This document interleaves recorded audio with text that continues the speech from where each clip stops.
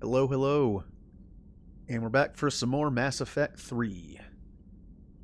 Now, tonight, I'm going to stream for about 5 hours. I think I'm underestimating how much of this game is left. Not counting DLC. But if I happen to get to the endgame stuff, like the Cerberus base, and all I have left is DLC, which I seriously doubt. But if I do, I don't know, maybe I'll do something a little different for the last bit. I was going to play multiplayer, but I found out when you install the controller mod for this game, it locks the multiplayer somehow. You have to install the multiplayer controller mod. That's why it's separate. And in order to do that, I have to delete the texture mod, install the new mod, and then put the texture mod back on. And I'm afraid I'm going to break the game if I do that. I don't want to risk it. So I think once I'm done with this playthrough, in between then and whenever in the future I get to my second playthrough of the series as a Renegade, I will then mess with it. I just don't want to break it while I'm still playing it. Alright. Now, I think I did all the talky talk last time. Hey, Jay. Hey, this is the second time you're here in the beginning. Yay, saves. I need to make one of those for the Blitzball. I think the save command makes sense to make me save the game, but the Blitzball command is just fun. It's Blitzballs everywhere. Speaking of which, where is it? Where is it? I normally have this ready to go, but just because I like it. Come on. Blitzball! I love that. That is my favorite one. I have all different kind. Like I need to add more, but I have a bunch of stuff from Mass Effect and a little bit from Final Fantasy X. But that's my favorite one. Just Blitzball. Okay. Yeah. The earliest I've ever had a shift somewhere was 6. But that was truck day. Nothing like waking up at like 4 o'clock in the morning going to unload a truck for 4 hours. And then having to work for like 6 hours after that. That sucked. That was the worst shift ever. It was like a 6 to 4:30. It was like 4 hours of unload truck when I had no sleep. And then about 6 hours of just deal with people. Like, I got no patience for this now. My patience is gone. I'm an all or nothing kind of person with that. Like, you can tell. A switch is flipped in my brain. Like, my last job was customer service in retail, and it's like, you can tell. People I work with, there's that switch, and once I have had enough for the day, it's like, welp, I'm in I don't care mode now. Like, it's just... Ooh, big order. I mean, at least people call it. At least people call it in. I used to be on the... This is such a... Well, I'm going to say it. I already said it before. I used to be on the academic team in high school. I was not great at it, but there you go. I wasn't athletic, so I needed to do something. And we had, like, one time we had, like, 20-some people, and we just showed up at a McDonald's in the middle of nowhere, like, traveling. And I kind of feel bad for them. At that point, I haven't even worked food service yet. Honestly, like, the people that say, like, everyone should work food service at least once in their life to know that... Don't yell at people. Like, just be patient. Accidents happen. The person you're yelling at probably wasn't the one who made it. So that's retail in general. But just be patient. Food mistakes happen. It's food. It can happen. It's not a big deal. You didn't get cheese. Just ask for the cheese. You don't have to yell at them. But we showed up with like 25 people right before closing, and it's like, oh, come on. Like, if you're gonna show up somewhere, I know we're on the road. It was impossible to call them. But if you have a big group in town, like where you live, and you're going somewhere like that, just a fast food place, call ahead. It's nice. They can have stuff ready. It's good for them because they don't feel rushed and blindsided, and it's good for you because you don't have to wait as long. So, all right. Well, you know, if you're getting like 50, if you're getting like 10 pizzas from somewhere, obviously you got to call them in anyway. But it's nice to give them a little more. Don't be like, it normally only takes 20 minutes for a pizza to be made. I'm just going to call it in right now. Like, just call it. You can, I mean, when I used to get pizza, I can't get pizza anymore because I can't eat it. But I used to do the online order thing before work, where I'd be like, have it ready by like whatever time I get off. That way they could just take their time, throw it in 15 minutes beforehand. There you go. Plus, they had this little heater thing where you could type in a code that was emailed to you and take the pizza out and leave. It's so lazy, and I love it. I don't have to talk to anybody. I just walked in, didn't say a word, got the pizza left. Ever since one of the best inventions ever was online pizza order. I was always that guy that would like talk to my friend like, you call it in. No, you call it in. It's like, no one wants to talk on the phone. And, you know, I understand that things like can be last minute, but if you know it's coming, just call. It's better for everyone. Yep, it's Little Caesars. Yep. the Little Caesars here also has a drive-thru. That's so bad for my health. I ate so much pizza because it was so lazy. I don't even have to get out of my car. I hate talking on the when I worked at Best Buy. We had a call center that was supposed to take like 99% of the calls, because we didn't have to deal with it. They cut our budget and we had to get rid of a position. So I ended up having to run the customer service department by myself. Everything, like returns, pickups, calls, everything. And there were days where people that were working at the call center sucked, so they would just forward all the calls to me. So the phone's just ringing off the hook while I'm trying to do everything else. Typical retail where you're doing three people's jobs and getting paid for one. And yes, drive-through Little Caesars. Oh, it's so bad.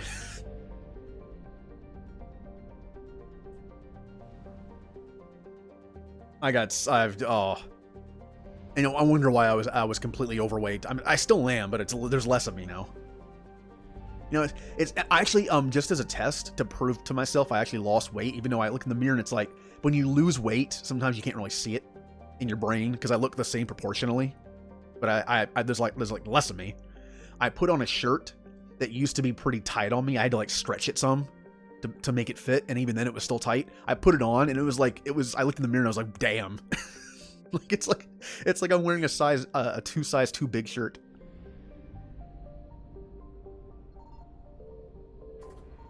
It's also depressing though. I've lost muscle too, so like the arms were also a lot bigger, and I was like, no. I need to fix the noodle arm situation once I get off keto. Paphos. Paphos, a hydrogen-helium gas giant with a significant amount of nitrogen, is named for a prominent Asari lawgiver. What happened from mistake?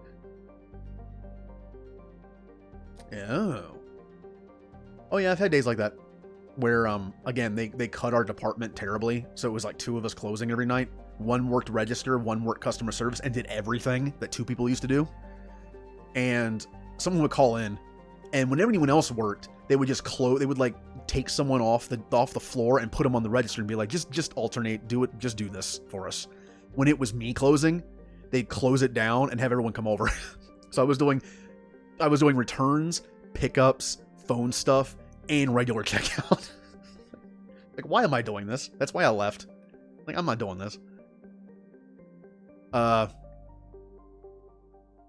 Yeah, there's that too. Like, bosses sometimes just don't use common sense with that. They expect the same results, even though they should know better.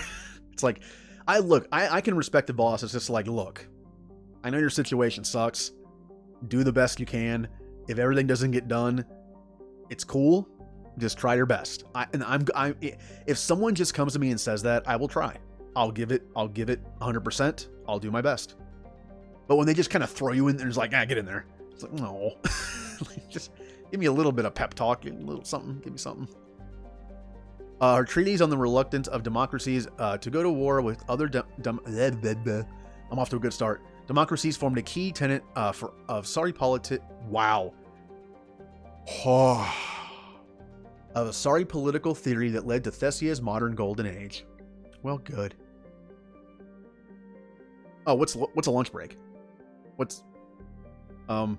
During the day we had enough people, but when I always closed, and we had no one to cover a break. I worked there for about 2.5 years before I left, and I can actually tell you how many times I took a lunch break. 4 times. 2.5 years, 4 times. It was 2 of them were Thanksgiving, 1 of them was Christmas Eve, and 1 was just a random day that we had enough coverage. So I was like, you know what? I'm gonna treat myself. Even though according to the rules we have to take one. Like, whoops. The planet itself was only notable for orbital stations that fueled transport ships by skimming deuterium and helium-3. The Reapers destroyed the stations, killing the inhabitants. It's always the Reapers. Honestly, it doesn't bother me that much. Because of my digestive issues, I don't like to eat at work. I never did. if I eat, I risk making things worse. So. Plus, the way my lower back is, if I sit down, I'm not getting back up. In my brain, it's like, sit down means I'm done for the day. Because my lower back gets extremely tight over the course of standing for like 8 hours. So whenever I sit down, it's like I have to, it's like stretching like a really tough like rubber band or something. Like I have to like just stretch to sit down, and then it's like, yeah, I'm done. I'm not getting up for a while. That's why when I get home, I would get work clothes off, comfortable clothes on, go make food, and then sit down and be like, all right, well, I'm not moving for a couple hours. Yasalem. Yasalem is a minor rock planet that has not quite cleared the ring of debris at the edge of Loropi's orbits. It is believed to be an extrasolar capture. For several centuries, the planet supported a succession of mining colonies, first iridium, then titanium, and finally light metals like bauxite and alumina. The planet was abandoned long before the Reaper invasion. Well, that's nice. At least it wasn't, the Reapers. Really? Well, good. I think. It'd be nice if I didn't stumble over my words, every other sentence.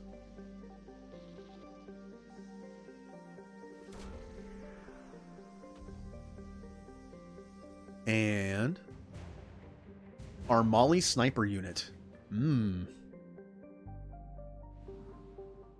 Hey, Colby. I've been going very long. I've done nothing. I was talking about retail for 10 minutes.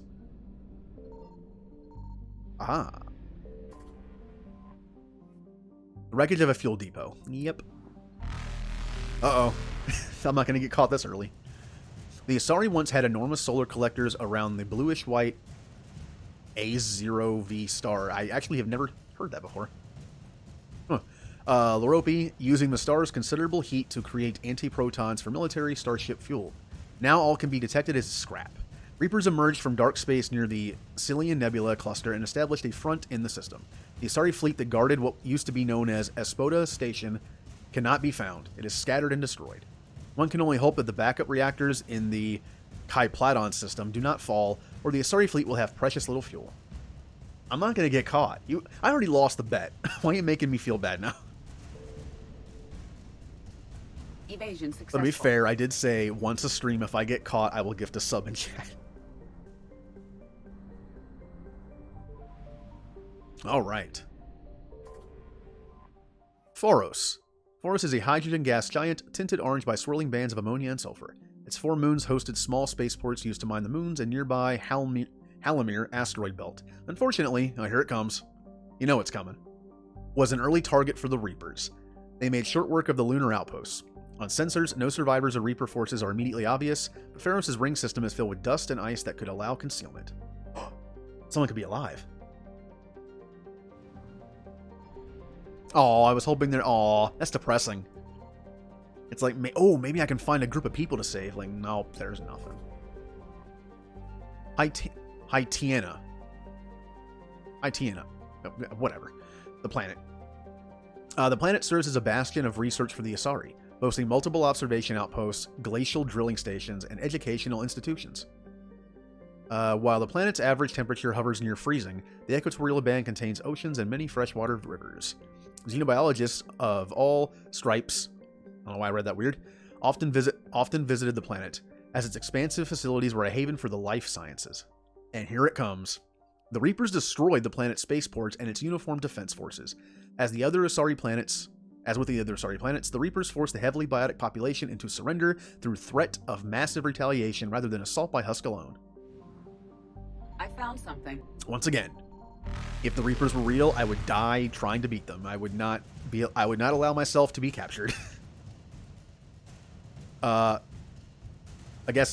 or Agesia.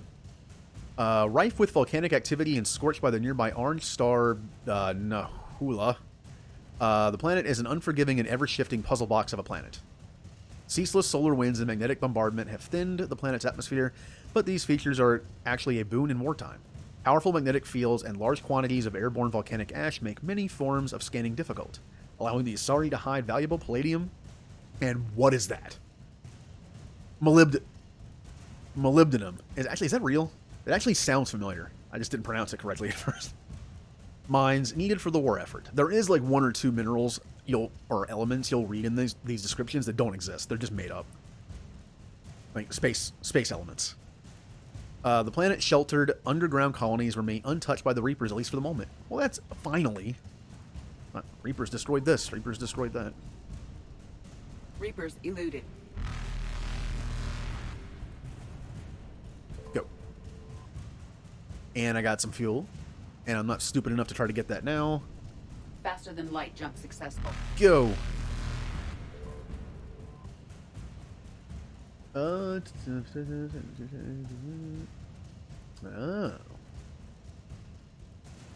Yeah, I thought it sounded real. It's just, at first when I saw it, I was like, what is that? Look, it's been a long time since I had chemistry, and I wasn't exactly good at it. The only thing I was good at in chemistry class were the balancing equations, because it was math. It was literally just math. Ceres Guard. Ooh, I'll have to read about that. Evasion successful. There we go. I like science in school, but couldn't do biology, because since I have such a bad memory, biology is a lot of words. It's a lot of remembering terms, and I couldn't do it. It was just gibberish to me. Oltan. The first mission to Oltan, wait a minute. Dakuna sounds very familiar. Either we went there before, or it's something that's mentioned before. Was a century in the making. Elcor, oh, it's the Elcor homeworld. That's right. Leaders felt resources for space... Elcor leaders felt resources for space travel could be better used on their homeworld, and it took decades of persuasion to secure project funding. Archaic harvesting stations that recovered helium-3 from the moon's regolith? I should know what that means, but I don't. Were still functioning when the Reapers invaded, and the Elcor station there were able to flee the system. Yay, they got away. Now, I'll take some money. I don't mind saving people, but I'll take some money. I need to buy the Paladin... Oh, well, there you go. I found Big People Flotilla. They remind me... The Elcor always reminded me of the Iridonians from Star Wars. Just like the way they talk, kind of. Like a deeper voice. And they're just like... I don't know. There's something about them that just kind of reminds me of them. The Elcor homeworld. Dakuna overflows with natural resources protected by law, from large deposits of precious metals to vast forests. The Elcor themselves live in rich grasslands near the equator. The majority of Dakuna's settlements are tucked within this belt, as the conservative Elcor feel little desire to build outside their comfort zone. Their twin capitals are for migrations from the wet season to the dry season. A tradition made obsolete by modern technology, but still observed. So yeah, they're kind of... They're nomadic, but on the same planet. I know the Volus mentioned they're nomadic, but I think they go everywhere. The Elcor, it's kind of cool idea. Like the Elcor have like literally go like north and south for the winter and summer, and they have like entire cities built for it. That'd be something to see, like a mass migration of Elcor just on the distance coming towards you. After the destruction of the Elcor Navy, here it comes. Reapers moved in their ground troops to occupy the city. This has taken longer than most civilized worlds, as the Elcor have spread out into smaller, distant settlements, reflecting their preference for close-knit family communities instead of densely packed cities. Also, if I remember correctly, the Elcor like a lot of gravity. They can take it. They're strong. So maybe the Reaper forces might have a problem here. Ooh, fetch quest. Oh, I already did that. Get out of here. Don't care. Oh boy. Lenuamund. Lenuamund. Cool. Good enough. The planet's scorching hot surface is composed of lime with deposits of copper. It has a faint traces of nitrogen atmosphere. The Elcor have left it untouched, aside from orbital probes that monitor the planet in case anything noteworthy should one day occur. No Reapers, at least. Anything there? Nope. Here they come. Taloon. I guess the W thing is kind of a staple in Elcor stuff. It's named after the first Elcor settlement in recorded history. The planet's name roughly translates to the Deep and Restful Meadowland, which is somewhat of a misnomer, given the Taloon's thick, crushing atmosphere keeps its surface boiling hot, and the air is a noxious mix of carbon dioxide and helium. Oh, well, you'd suffocate and sound funny. All right.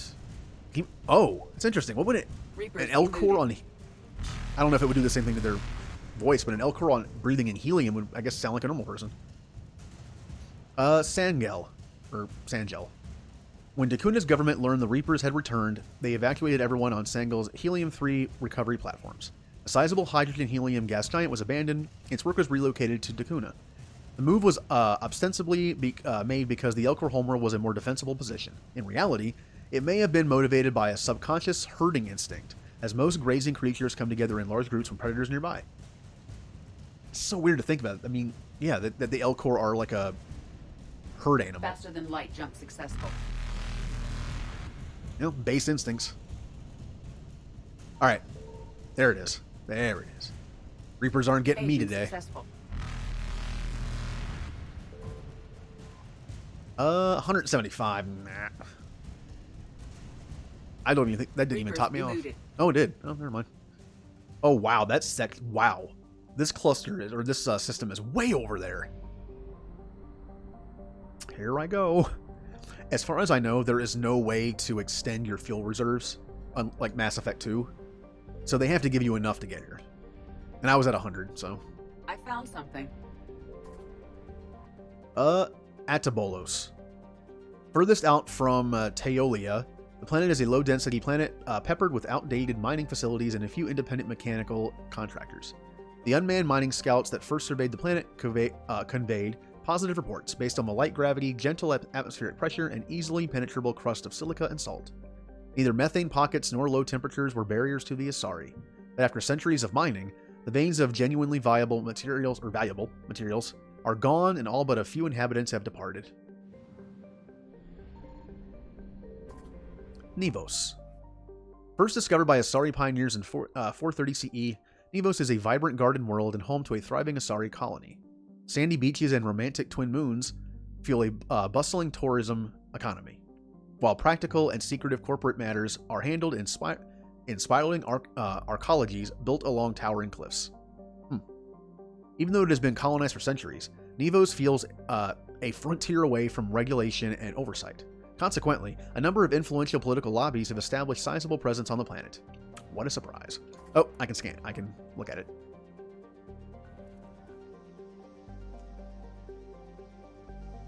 Am I going to find some Asari people? Or am I going to find enough money to buy the Black Widow? Rings of Elune. Oh, fetch quest. I'll get some money for that. Hey, saving the galaxy can be profitable. I need more guns. I need guns to fight the Reapers. Corezia. Okay. A typical hydrogen-helium gas giant, the planet serves as a naval resource for fuel gathering and magnetic field discharge. The planet is surrounded by a band of 7 large moons that form the Necklace, a reference to a legendary jewel owned by the ancient Asari queen for which the planet was named. The orbit places it within the system's frost line, where gas giants do not usually form. For this reason, the planet is believed to be an extrasolar capture. How many planets in this game have I read that have that line in it? Happens a lot, I guess. I mean, there's not a lot of gravity floating around in space. I guess it would make sense that if it gets near a sun, it might get sucked in. The alternative, that its orbit is decaying, is a horrifying prospect to the tourism and immigration boards of Nevos, since they would be in the gas giant's eventual path. Be crushed by a planet.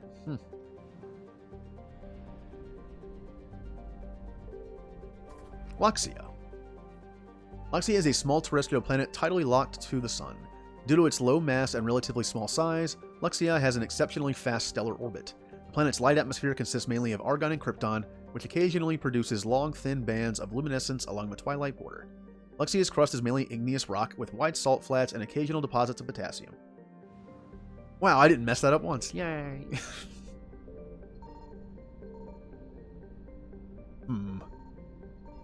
Alright, well, there's one over there, but there's still one more somewhere. There it is. Oh, uh-oh. Uh-oh. So, Jay, since you've been up so long, you gonna go to bed a little early, or are you gonna get some Fire Emblem in? Ooh, credits. Was that like 10,000 credits? I'll take it.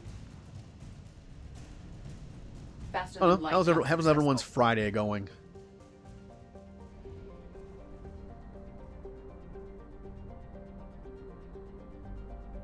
Remember when you weren't an adult and Fridays were better? It's like, I know if you have like a normal 9 to 5 job, it's like, oh cool, no work. But you know, when you were in school, it was like no school for 2 days. A good amount of the time, my teachers were nice enough not to give homework on the weekend, at least like in elementary school and middle school. But that meant like doing stuff with friends and pizza and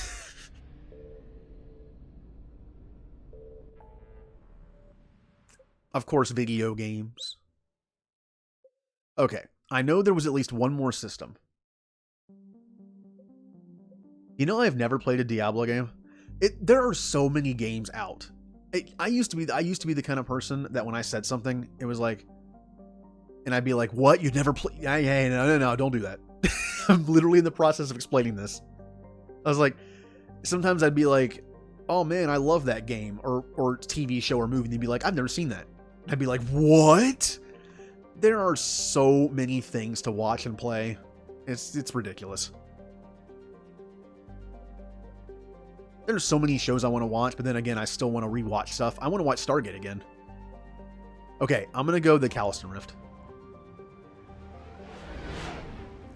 Although I will admit, there are a few weird ones. Like me never seeing Battlestar Galactica is weird for how much I like sci-fi shows. Not playing BioShock. I don't like BioShock. It's weird. Like, for the games that I like, everyone's like, you should love BioShock. But I really don't.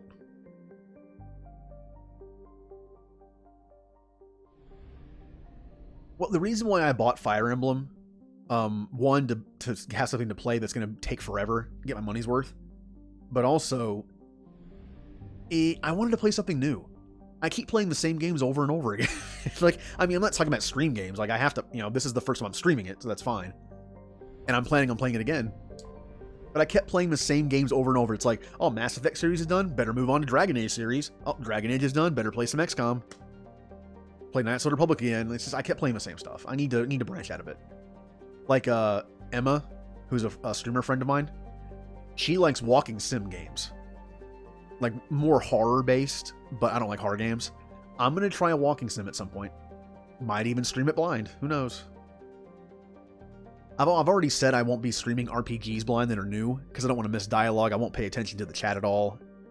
But walking sims, it's just a bunch. It's like Skyrim. It's a bunch of walking around and exploring. That's fun to see. That stream. There's a reason why Skyrim's a good stream game. It's just walking. Cernunnos is a sizable gas giant with high nitrogen content. It is believed to be an extrasolar capture due to its close stellar, and there it is again. In a rare phenomenon, it is near enough to its red dwarf star to be within the life zone, although its massive size prevents the tidal lock that usually occurs at this range. I'm assuming it's talking about the moons, because a gas giant isn't livable. Who cares if it's within the life zone? While nothing could survive on the surface of a planet... Yeah, there you go. This is where Calliston is. That makes sense. Has life. Planet was skimmed for its abundant hydrogen and refineries on Calliston, processed into a metastable metallic form for use as starship fuel. The Reapers have since destroyed this... Yeah, there you go. Well, thank you, Reapers. Calliston is the planet that's mentioned in the intro to Mass Effect 1. Like when Shepard's listening to a distress call, and you see Garrus and Ashley. They'll say, it's Novaria that's calling, I think. And then the ship is like, plotting course to Calliston. There it is. Calliston. It's the largest satellite of the... This is a moon? That is a huge moon. Is the largest satellite of the gas giant, whatever. Ancient asteroid strikes deposited major loads of element 0 within the molten sulfur mantle. Eldon Ashland energy mining operations made it the largest source of Starship drive core material in the Attican Traverse, which threatened Calliston's native biodiversity with industrial waste. Calliston is racked with volcanism due to tidal stresses from the sun, or the planet. That's the planet. Because of the weak solar output, plant-like life on Calliston is not carbon-based, but photosynthetic, but silicon-based and thermosynthetic, requiring heat rather than sunlight to power chemical reactions. These organisms flourish in volcanic vents and during solar flares when Balor, Calliston's sun, can double or triple in luminosity. Oxygen-breathing habitation is not possible outside its many dome cities. These cities are now feast for the Reapers, who drove off Calliston's protective fleet and now threaten to puncture domes to force the population into submission. It's like giant food bowls. Alatha. A tiny rock planet. Alatha is noted for its frigid temperatures and crushing nitrogen in the Krypton atmosphere. Lying out beyond the Fomer belt, there is little to recommend it. Oh, there you go. Short and to the point. Signal confirmed. Ooh, am I going to find some element zero? Can I sell it for money? Yeah, I'm curious. Jay, what else is, what's on everyone's, playlist? I mean, I literally have dozens of games on it. I need to actually physically make one. It's in my head. But, like, what's at the top? Fire Emblem was near the top of mine. Dragon Quest XI is also kind of near the top for a new RPG I haven't played before. That looks good. This is like a weird thing here. This belongs to the DLC, Leviathan, but it lets you do this randomly. When I first did this, I was like, what is this? Garneau is not located in this system. Yeah, ignore that. Bress. Oh, I didn't find this one. A member of the Fomer Belt, Bress is a dwarf planet with no atmosphere. It is, however, rich in lithium, which is integral to the heat sinks of many starships and handheld weapons. A large robot mining operation from Calliston once existed here, but the miners quickly abandoned the area when they learned they were in the path of the Reapers. Give me something good.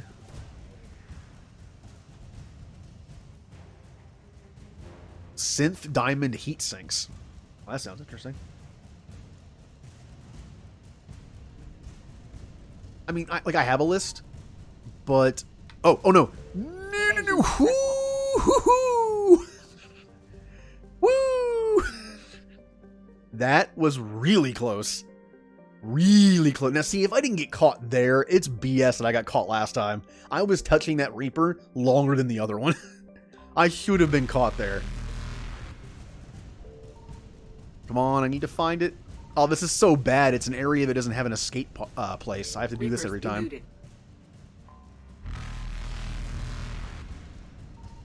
Where are you? I can't leave before I find the last thing. Nah. Uh-oh. No! I already forgot. I couldn't escape. It already happened. Stupid system that has no way out of it. I might not be able to find the thing here. Oh, there it is. I found it. Faster than light jump successful. Look, the Reapers cheated a bit on this one. I don't think I can't get that. I can't get it. Evasion successful. I'm gonna have to come back. I'm gonna have to come back and get it. Yeah. Okay, well, my downfall was the fact that I couldn't escape the way I wanted to.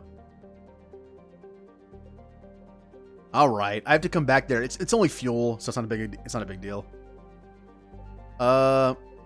Just in case, I'm gonna check this area. It's story based, but I think maybe there's another area I can go now. Who knows? Good job, me. Yep, there's only one area here. Yep. Nothing here.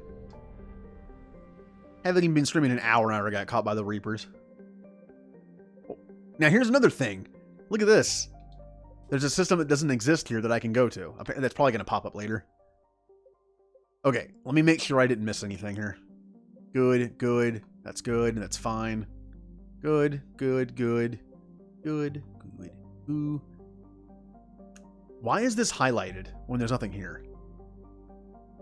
That is weird. I haven't played a Need for Speed game in so long. Wow, I'm trying to remember the last one I played. I'm not big into racing games. Now, why does this... I already went here, right? There's nothing here to scan, I don't think. Or I'm just stupid and didn't go here yet. Who knows? I'm not big into racing games, except maybe the weirder ones. Like, of course I'll play Mario Kart.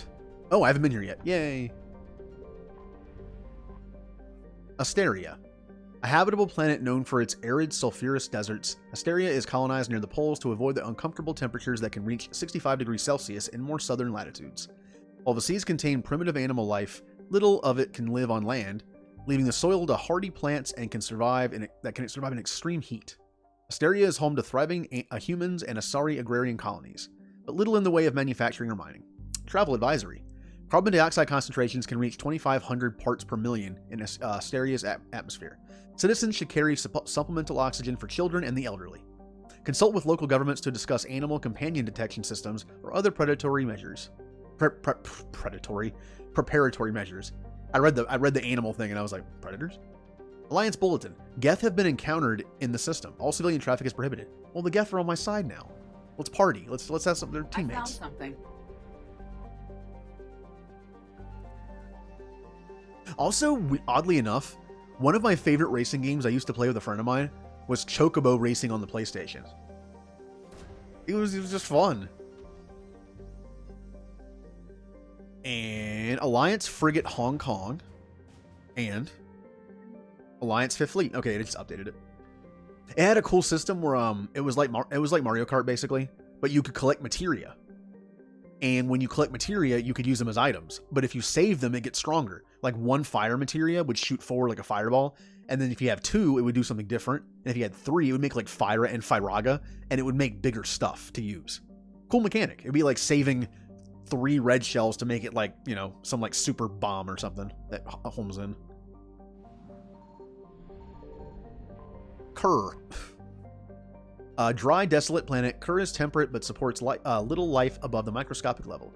Its Earth-like temperatures and gravity make it an appealing place to build habitation hideaways, attracting Batarian slavers and criminals who can't afford more luxurious, safe houses on other planets. Its forgiving nitrogen-helium atmosphere makes EVAs possible with a minimal amount of equipment. A breathing mask and warm clothing is usually sufficient. Oh yeah, Diddy Kong Racing! Oh, that was fun. I used to rent that. Mining and other legitimate activities are few and far between on Kerr. The planet's crust is largely free of precious metals, instead producing kilometers upon kilometers of dolomitic, limestone, calcite, and gypsum. Geth have been encountered. Yeah, I know. Once again, the Geth are my friends now. Bothros. A rock and ice planet, Bothros is home to a scientific curiosity. Evidence of primitive-like spacefaring civilization was found frozen in its equatorial ice, ranging from melted fragments of metal to preserved remains of the creatures still wearing suits from extravehicular activity. Further exploration revealed that their habitation centers were vaporized by orbital bombardment from railgun-like weapons, hitting with a force of approximately 120 kilotons of TNT. Only those that fled or happened to be away from the habitats were preserved in the ice, where they died of asphyxiation. This unknown species did not come from Asteria, but scientific teams are looking for evidence that they visited there. It is difficult to believe they would colonize a frozen rock like Bothros and ignore a lush garden world. Their world of origin is also a mystery. Ooh. Were they killed by the Reapers or something else? Alright, Reapers, I got a getaway this time. You're not gonna get me. See ya. Reapers eluded. Alright. Uplos. What? Signal. Aha, confirmed. yeah, it made the noise. Like, I found it. Yay. Trident. A human-dominated world with over 95% of its surface covered by saltwater. Trident is home to a dazzling array of life. The oceans are filled with creatures ranging from tiny bivalves to mammoth vertebrates unequaled even by Earth's whales and ichthyosaurs. Small archipelagos, I almost butchered that completely, create what little land there is, and its valuable real estate is sought over constantly. It's like Waterworld. Wonder if they trade paper. Underwater extraction operations have recovered a number of valuable minerals from the ocean floor, including iridium, uranium, and dust form element 0. A largely lawless world, Trident is home, just like Waterworld. Trident is home to a rogues gallery of unethical corporations exploiting the resources of the planet and actual rogues, criminals, slavers, and mercenaries working the shadows. Due to extreme weather conditions, all traffic to the surface is grounded. Trident Spaceport Control predicts the condition will persist until the end of hurricane season. I'm going to read all the planets before I start scanning. Talaria. A rock with all traces of atmosphere burned away, Talaria's orbits the star Hoplos at a blistering pace every 36 days. Though tidally locked, even in its twilight belt and shadow side are too barren to support life. So many resources on its sister planet Trident, Talaria has largely been ignored by the galactic surveying community.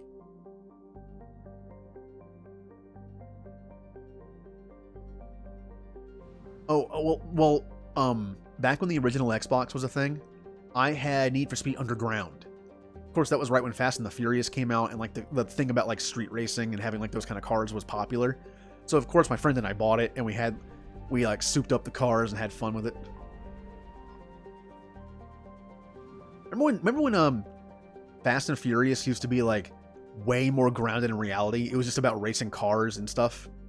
And then 2 was a little ridiculous, and then 3 was, never saw it, but I heard it was bad. And then 4 on, it kind of gets more and more ridiculous as you go. They kind of embrace the ridiculous. Because if you watch the newest Fast and Furious and then watch the original, it definitely has a different feel. Copus. Makara's largest moon, Copus is a desolate place with an extremely thin atmosphere. Its crust is largely silica-based, and there are no signs of water. Like its parent planet, its high libido, albedo, keeps it from being a total inferno. And when occluded by Makira, its temperatures can be nearly tolerable. Its low gravity can easily be countered by a vehicular or personal mass effect field for comfortable exploration. Oh, forgot to scan it. Oh, Jay, I think I'm getting close to the end of Fire Emblem. I think I'm in the next to last chapter. And you know what I'm going to do when I beat it, right? I'm immediately going to start a new game plus. The Obelisk of Karza. Nothing else here. Bye. I don't think I read Aegis. I must read. I have read every planet. Okay. I was going to play, the plan was, I was going to play Golden Deer next, and then do Blue Lions, and maybe stream it. The thing is, you're probably going to play it again, but if you end up watching me play Fire Emblem on a stream sometime, you're not going to want to watch the same house that you did. So I want to do both anyway. So I figured Golden Deer next, and then Blue Lion stream. Thing is, though, I don't know if you'd watch, though. I was actually thinking about that, because it would spoil it, right? Like, if you watch me play Blue Lions, it would kind of spoil it for you. I mean, the story's not that different, but...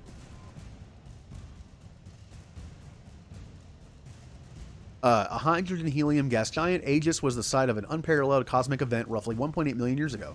An extrasolar body about 200 square kilometers in size was drawn into the gravity well and struck the Jovian planet, blasting enough dust and material into orbit to create a ring.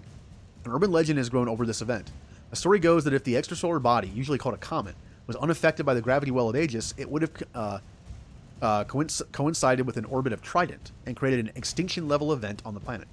Prevailing scientific opinion holds that this is an exaggeration at best.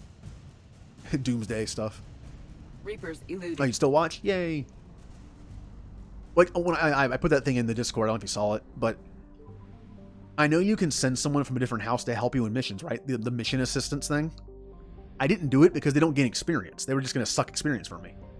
But every time they do something in those missions, even as far away as they could possibly be, you still get support between your character and them.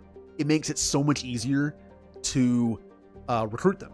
You could theoretically go on battles one day, one Sunday or Saturday. Yeah, no, it's Sunday, and you could just do a battle over and over and over and over and over again, the one that doesn't cost a point, and then just keep getting support. I never used it. Why do you think I? Well, that's why I only had like 4 people. But like I said, I'm going to recruit more people next time, but I'm still only going to use the people in the house. Because if I'm going to play through with all 3 houses, I might as well use those each time. Plus, the members of the house all have interactions with each other, whereas the interactions with other people are limited. I will still get them. That's fine. And that actually helps. Like, certain characters can only do supports with like 2 other people in the thing, usually, the house. But since if I recruit everyone, I get to see them all.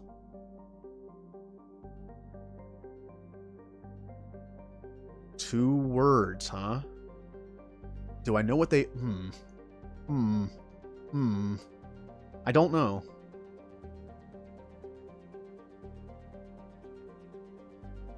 Oh, see, I never played Underground 2. I thought about getting it, like, a while ago. I don't know, like, I'm not good at racing games. Like, again, like, my reaction time is so bad. Shooters and racing games are not my thing anymore. Again, the weird racing games are mine. Like Mario... I mean, Mario Kart's... I wouldn't say weird, but it's different. It's not like realistic racing. Oh boy. Patsayev. A rock planet encased in frozen oceans, Patsayev was notable for the largest written message ever created by a human being.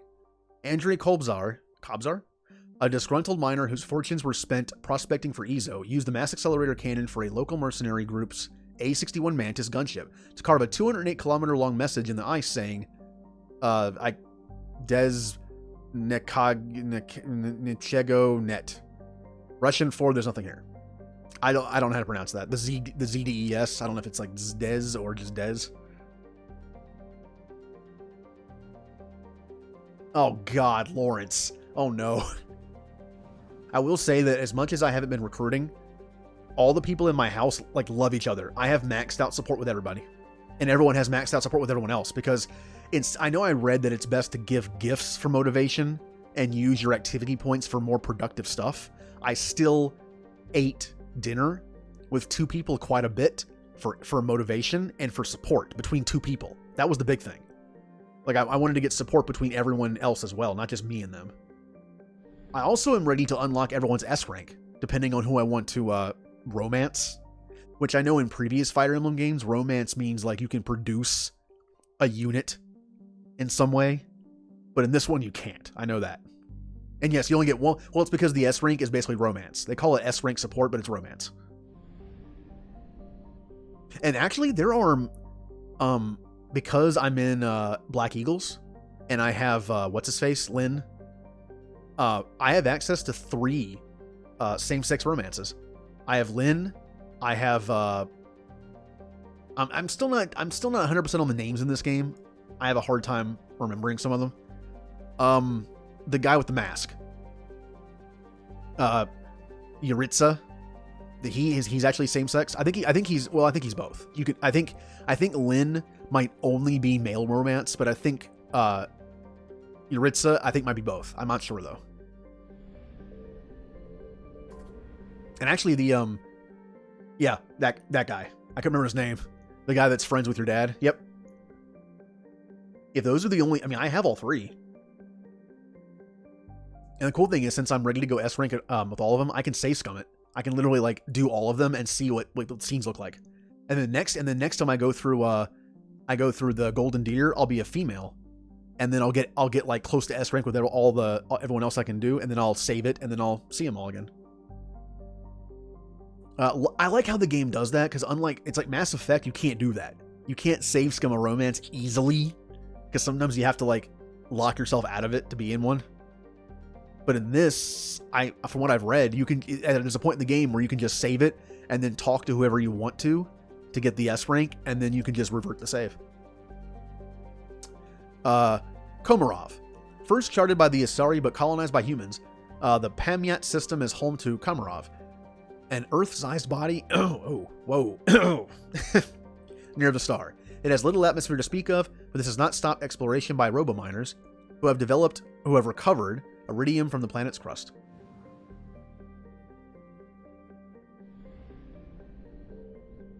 Oh yeah, I know there's plenty of games, like, I don't play too many games that have romance, like BioWare. Like, the BioWare games are like pretty much everything that I play. Yeah. Dobrovolsky. Another near Earth-sized rock planet without much atmosphere to speak of. It's home to Altai Mineral Works, a local extraction company noted for its success in Ezo refining. The planet itself provides alumina for local fabricators, which are churned out habitats at an astonishing rate for a system that has no garden planets. With its ore supply coming from all the way from the Sheol system, the planet is held up as proof of the miner's cliche: where there's Ezo, there's an economy.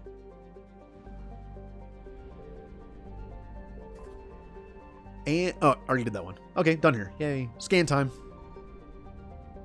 Now, the cool thing is if I get caught by the Reapers, nothing happens. I already have to gift a sub, which, by the way, I will do at the end of the stream. Hopefully I remember this time.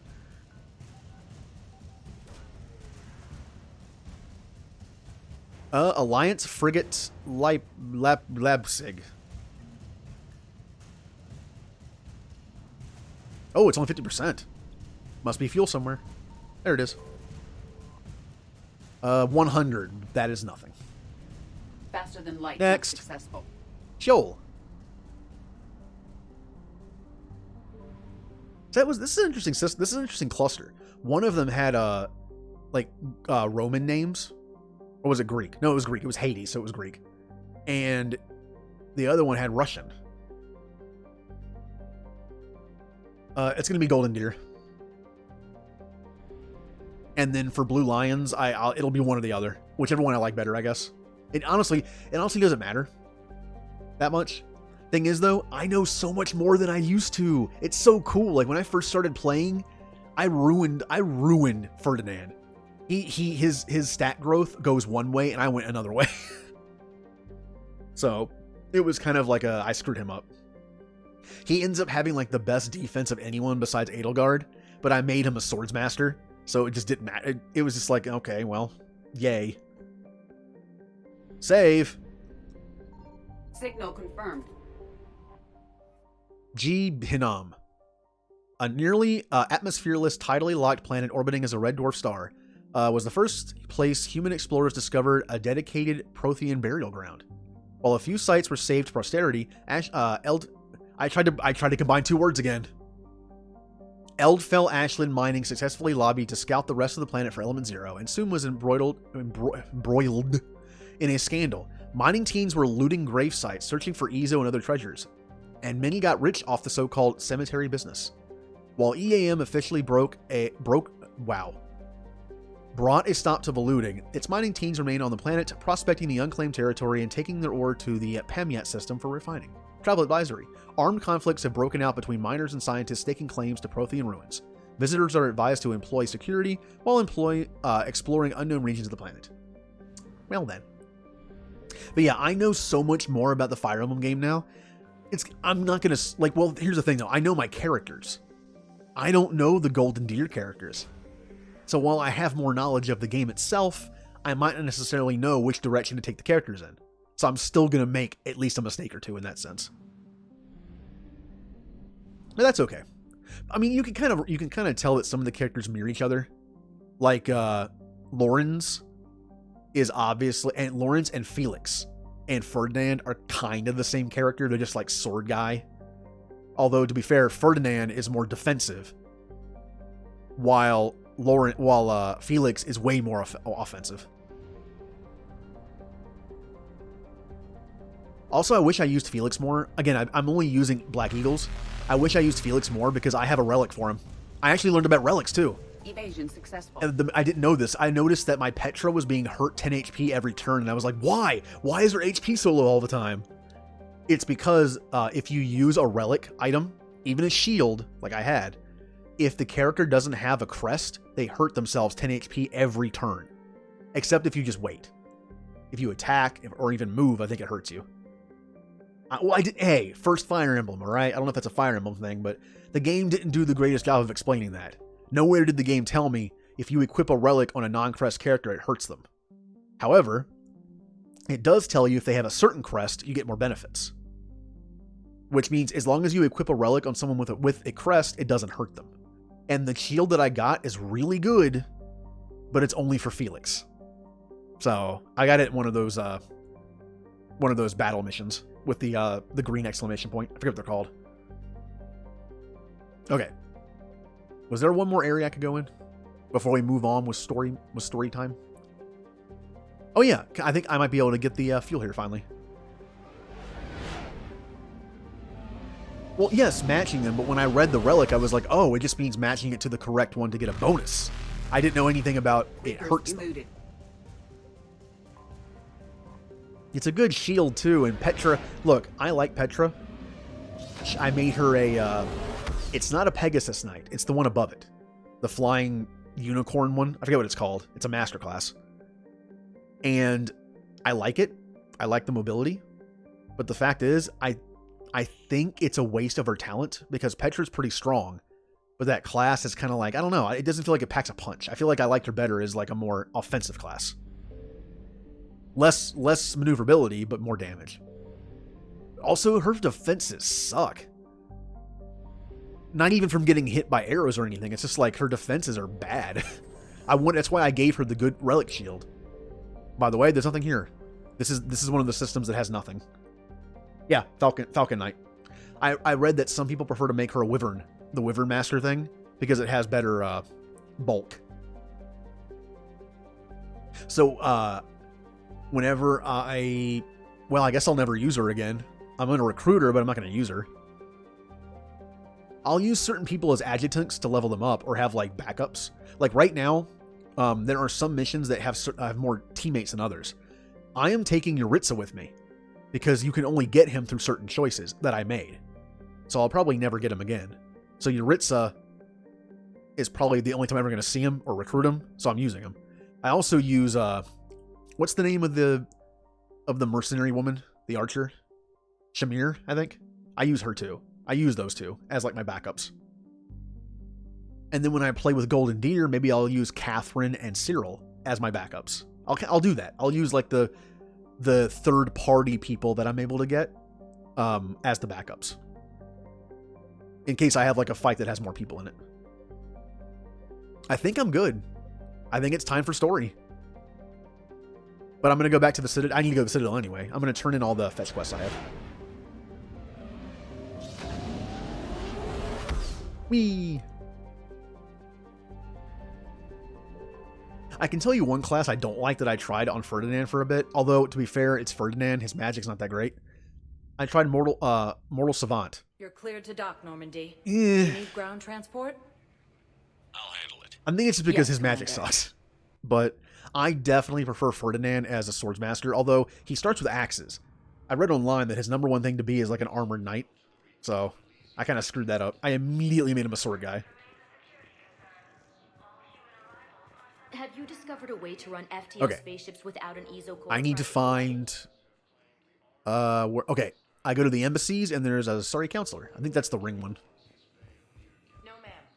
Then consider this. But yeah, I'm glad that I bought Fire Emblem. Spectre status. I waited for it to be on sale. It was $45 on sale at Best Buy. I got it. I was going to get Dragon Quest 11, which I'm sure that would have been good too. I'll get that at some point. That's like the next game I'm willing to spend money on. That is true. He is an amazing swordsmaster, because since he has higher defenses because he's Ferdinand, that's his thing, is like a slightly higher defense, he takes hits better. And he dishes them out pretty well. Like he's doing pretty good as a swordmaster. He has good evasion too. Maybe that's why people make him a tank. He doesn't get hit, and when he does, it does nothing. But he dodges a lot. 3, okay.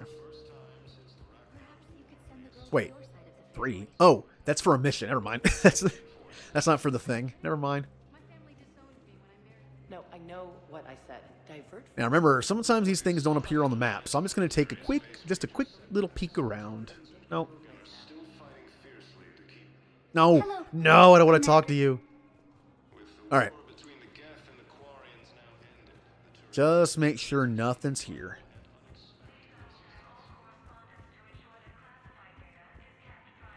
I'm actually in the process of watching someone stream it, so I've kind of had the story spoiled for me. I was kind of on the fence whether I wanted to watch it or not, but I did. It's fine. It's less money I have to spend.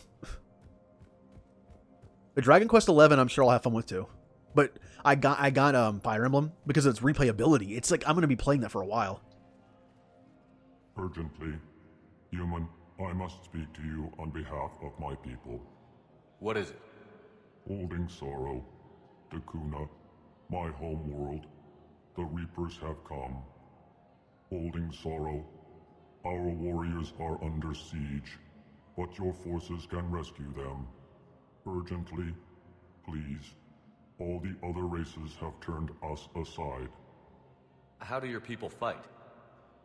Proudly, With VI-assisted infantry, our soldiers carry heavy weapons into battle mounted on their backs.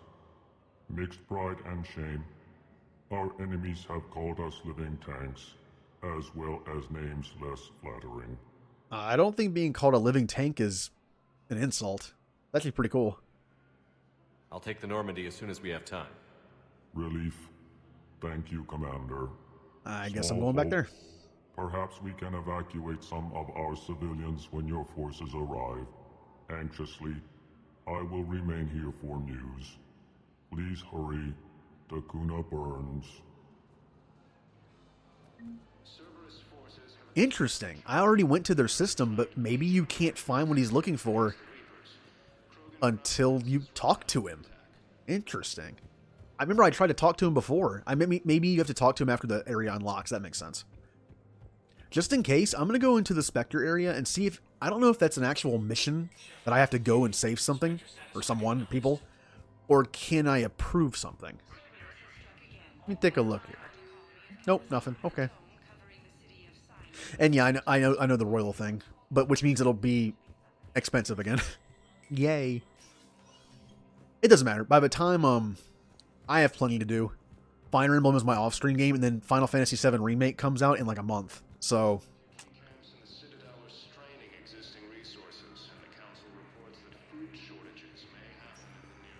all right. Spectre status recognized. Go to docs. 1 moment, please. I've actually never played a Persona game. The only time I've ever actually seen Persona game played was the stream that I watched. Now arriving at docking. I have played one Dragon Quest game, sort of. It was like for 5 minutes. Interesting story with that. I looked up the best Dragon Quest games. It was pretty unanimous that 8 was the best overall. And the funny thing is, I've had Dragon Quest 8 on PS2 for years. I bought it when it came out because of the Final Fantasy 12 demo on it. And I played it. I played it for like literally like an hour, maybe. And then I just didn't play it again. It was just kind of ironic. It was like, I've owned the best one. I could have, at any point in my life where I was bored of stuff to play that I owned, I could have popped it in to try it and been like, hey, I kind of like this. Refugee for, okay. Kind of like how Knights of the Old Republic, I hated it the first time I played it. And then I played it a year later, and I loved it. If I hadn't taken the time to try it one more time, I might have missed out on it. I found a Prothean sphere on Gehinnom. Contact the Alliance and tell them Commander Shepard asked them to pay you for it. Yes, thank you. I'll call them right now. Well, that was nice. We gave him a rare Prothean thing, and now he has money to feed his people. Nope. Nope. I'm not listening to that. Nope. Nope. La la la la la. I can't hear anything. All right. For anyone who's played Mass Effect, what is the most depressing and sad little conversation you'll run into on the Citadel? There's a couple of them. Like the one between the human girl that was back there and the Turian. I don't want to hear that thing. The two Asari in the hospital is a pretty harsh one. I recovered the Code of the Ancients from Dakuna. It's waiting for you in Bay D24. With shock and joy. Really, this is wonderful news. Thank you, human. Sincerely, this will greatly aid our people. I mean, to be honest, I was probably going to throw it on the list of games I want once the new one comes out anyway, like the better version, the newer version. But again, I have like no money right now. It's like, I had to really, really think about it to buy Fire Emblem. I probably shouldn't have, to be honest. I have like 50 360 games I've never played. Most of them were free with Games for Gold. And then I actually bought some for like dirt cheap at some point. They're still on my shelf. One of them still shrink wrapped. Other ones were used. Spectre status. 1 moment, please. I have a bunch of Xbox One games too I've never played. I got a bunch of Steam. I have so many games I haven't played. But I knew when I saw that Fire Emblem, I've always known how Fire Emblem's combat is, but when I saw it had like the social aspect of it, was like, okay, I kind of want to get it now. Excuse me. I recovered the rings of Elune. They're waiting in Bay D24. That's wonderful. Thank you. Woohoo! My people will treat this miraculous find as a call to support their local hospitals. Okay, is there anything Spectre else? status recognized. 1 moment. I might be able to talk to Tally again, since I only talked to her once after she got here. Now arriving. I've heard a lot of people say that out of the Persona games that they love 5, that 4 is still better. I heard so many good things about 4 and never got it. Too many games to play. But like I said, unless it's like a super rare situation, I will not be blind streaming modern day RPGs because again, I want to pay too much attention to them. So I would completely ignore chat. Like the whole point of streaming is like to interact with chat, and I'd just be like staring at the screen the whole time, just listening. And older games, maybe, because it's text-based. I can just stop reading, you know, say whatever, talk to chat, look at, you know, whatever, and interact, and then go back to reading. That's fine. In fact, I have a few JRPGs that are like text-based, like older systems that don't have voice acting, that I might play. I've recovered the obelisk of Karza. It's waiting for you in Bay D24. You have? It's amazing. Yay. Thank you, Commander. Chrono Cross is high on that list. Some very sensitive work. I got about halfway through it and just didn't beat it. I don't know why, I just kind of stopped. Let's see. Found another one. Yeah, the guys in Zakara did too. Disarmed there safely. Oh, that's the turret guy. Alright, where's Tally? Tally is down there. She probably has nothing else to say. I just want to make sure. Tally? Tally? This is kind of 4 here. Tally. Tally. Okay, now I'm definitely not in 4. This is weird. I know there's one more conversation she can have here. Tally?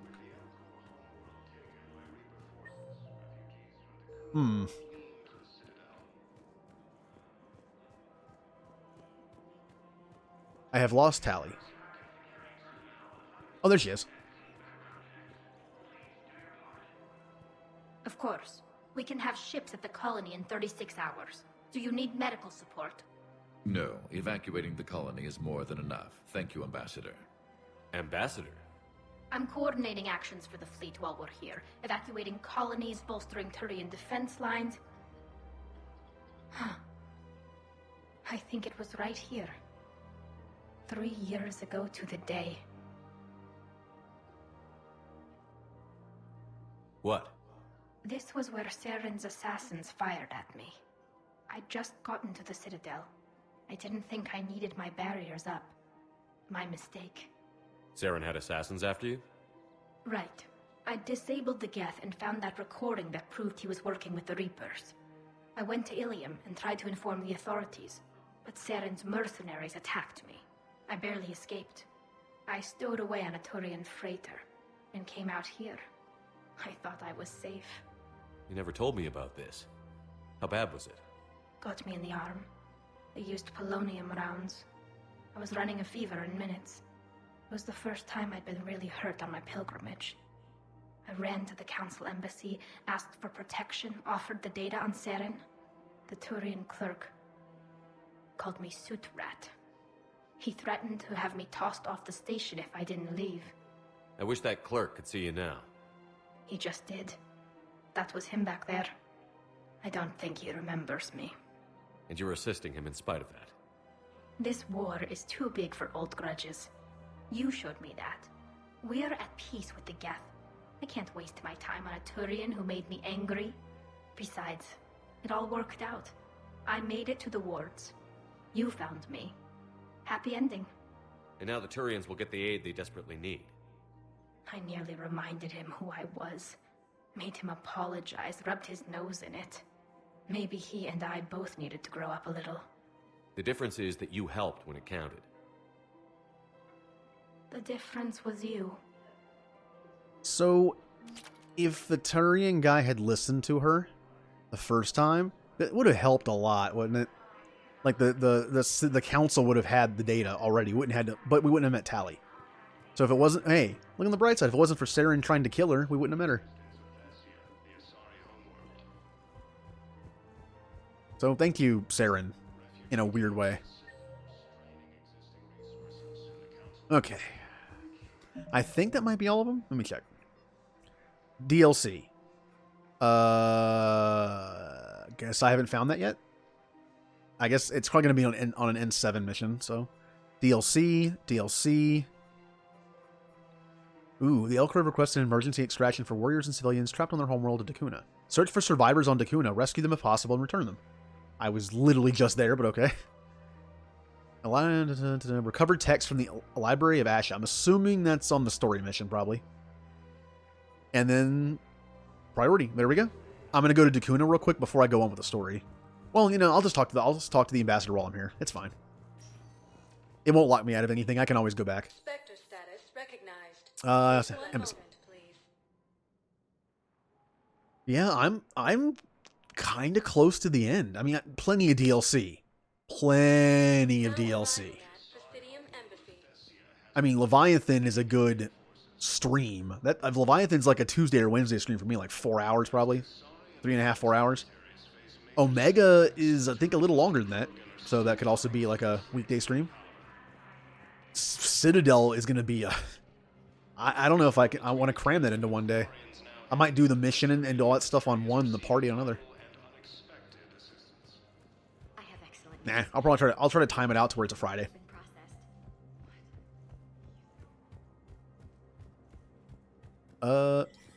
Think she's in here? Yep.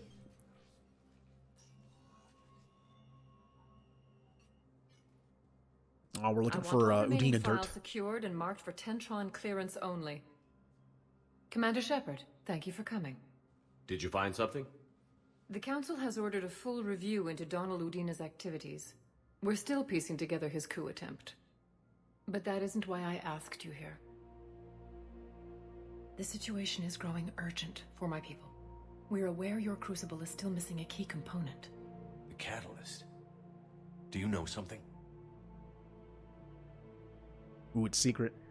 Oh, and hey, nobody. Not exactly, but there is a artifact on our homeworld, Thessia, known only to highest levels of my government. What is it? With any luck, it's a means to help you locate the catalyst. The artifact is kept in a temple located at these coordinates. I've ordered a scientific team to meet you there. And yeah, I'm doing everything. Well, I mean, it depends. Like, if you mean by everything, by like, I might not get to the point where I start reverting saves. Like, you know, like I did that the first time. Like when you like do like the quiet, loud, quiet stuff. I don't think I'm gonna revert the saves to see everything. I'll just pick like a, you know, a definitive playthrough of it.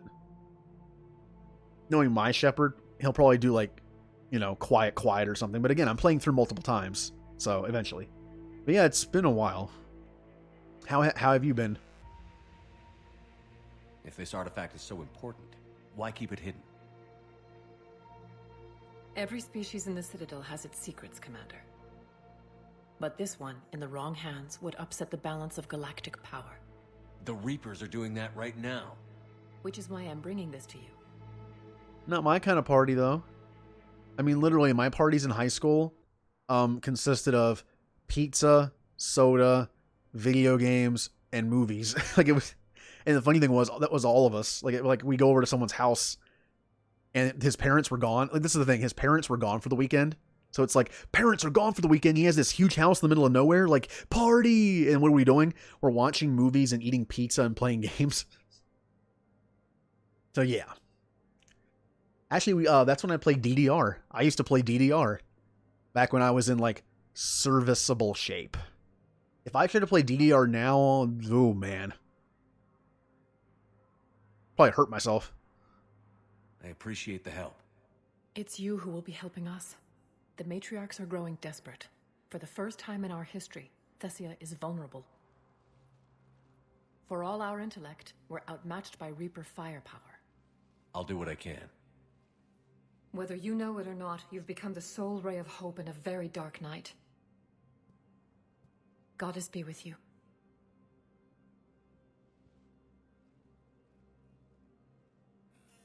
Oh yeah, I've kind of been upping the difficulty ever since. In regular Mass Effect, when I streamed it, I only played on, I think Veteran. What's the, I forget what they're called. Why do so many games use so many different words for their difficulties? I can't keep up. Okay. Normal. I played on Hardcore. Through Mass Effect 1, first playthrough, Engineer, Squishy Engineer, I played Hardcore. Mass Effect... Oh, wait a minute. This is missing one. This isn't a Veteran. Interesting. This has less difficulties than 1 and 2 did. It's either normal, hardcore, veteran, or normal, veteran, hardcore. I can't remember. But whatever order that's in. Mass Effect 1, I did the first one. Mass Effect 2, I did the second one. This one I'm doing insane. Although I think I bumped 2 up to insane halfway through, I think. Basically, once I got used to the engineer. Like, engineer, I tried to play on whatever the next lowest was to insanity, whether it was hardened or a veteran. I tried playing that in 1 for a little bit. I couldn't do it. I turned it down. It's just, you're so squishy. I can't do it. Wait. We got your people off to Kuna, Ambassador. Okay. Utterly sincere. Thank you for your assistance, Commander. This is not a debt we can repay. It did count. Were you able to evacuate any civilians? Yes. How many? Not enough. The L-Core might be done. We know the Batarians are pretty done. But it doesn't sound like the L-Core... I mean, unless he's just saying that a lot of people died. But imagine being part of a race that got decimated by the Reapers so badly that once you finally won, there just wasn't enough left. Like, you might have enough viable DNA to make, like, you know, a decent society, but imagine how long it would take to rebuild. Luckily, this is the future. I'm sure there's something they can do to help.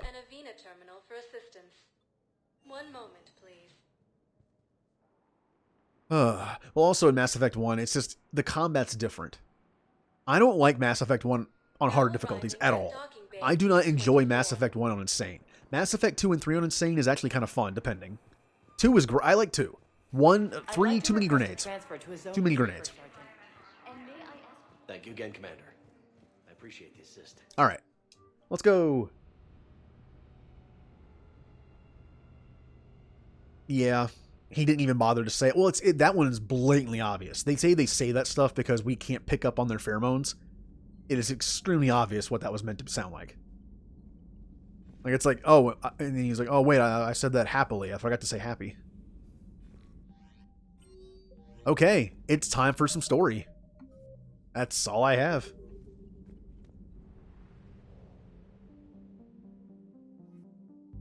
This is going faster than I thought. And what's bad is, I don't want to do... I don't think I'm going to reach the point of no return and start doing DLC tonight. I don't think I'll get to it. But if I do, I kind of didn't want to start the DLC yet. Ooh, I didn't have anything else planned. And I was going to go for another 4 hours. I might actually get there. Wait, locate secret artifact. Oh, that's the Thessia mission. For some reason I thought it was going to say, like, help Thessia. Okay, look, here's the deal. I was going to stream till 12, okay? I don't want to go too late.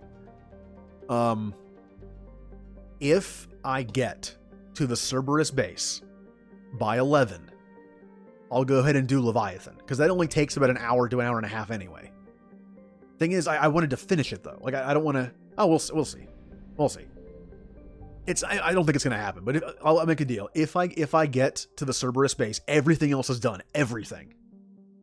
And by 11, I'll do Leviathan DLC, and I'll stay up a little bit extra if I have to.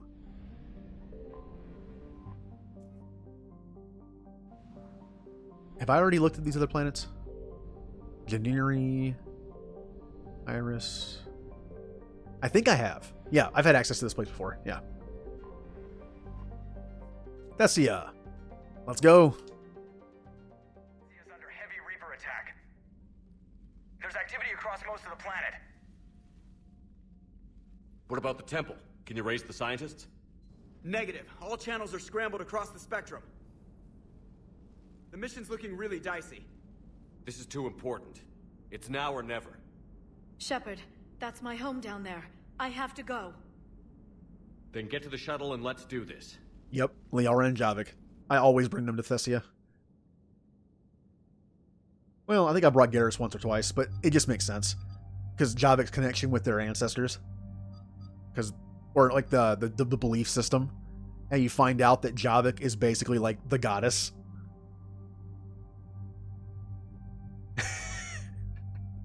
Yeah, I think mine, okay. Ninja, welcome. Also, that reminded me, I have to resub someone's channel with my Twitch Prime. Yep. Alright, let's do it. Oh crap. I need to bring up the thing. You know what, Jay, since you're here, what am I using? It was, hold on. It was Piranha Shotgun. It was, take that off. It was Revenant and Indra. Now, as far as the mods go, I don't know what you used. I'm assuming for this one you probably used ammo.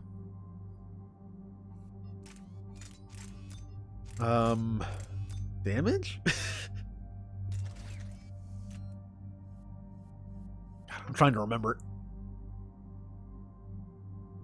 Indra. Ammo, smoke scope. Okay. Got it. Ammo, which makes sense. Smoke scope.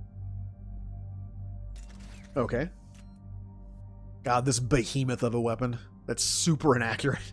Oh, why am I like you're giving me a soldier layout with an engineer? Ammo, whatever. All right.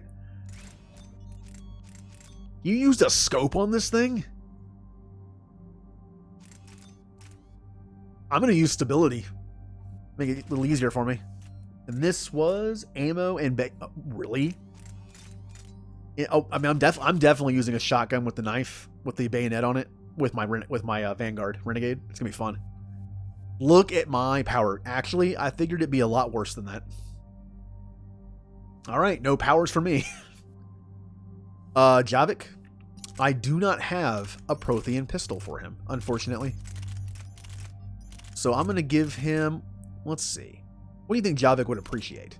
Give him the Carnifex. You know what? Boost his powers. Liara, there is no Asari SMG. So I usually just give her whatever. Not that. Tempest is fine. Alright.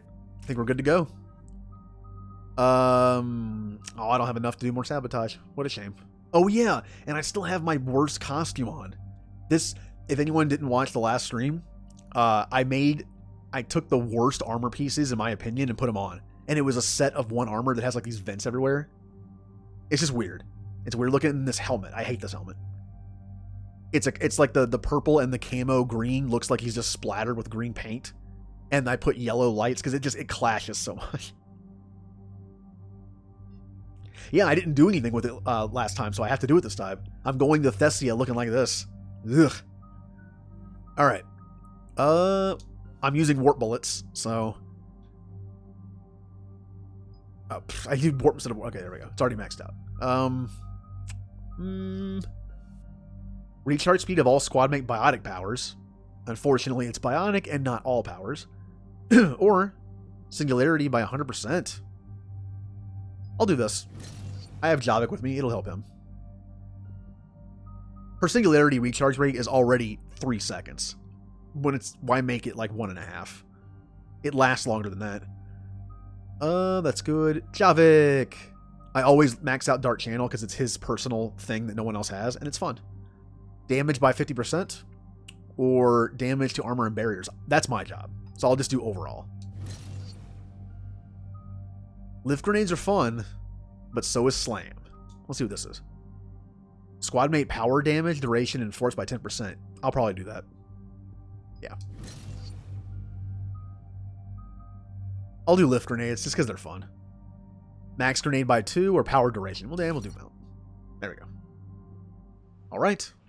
To Thessia.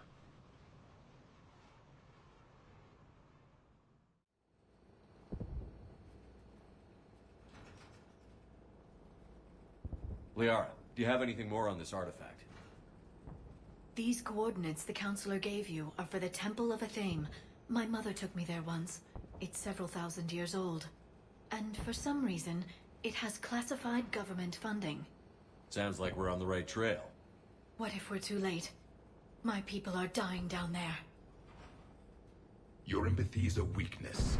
You must numb yourself to loss. Once again, Javik, everything you have told me did not work for your people and you lost. Why do you continuously want me to do the same thing you did? I'm hating it.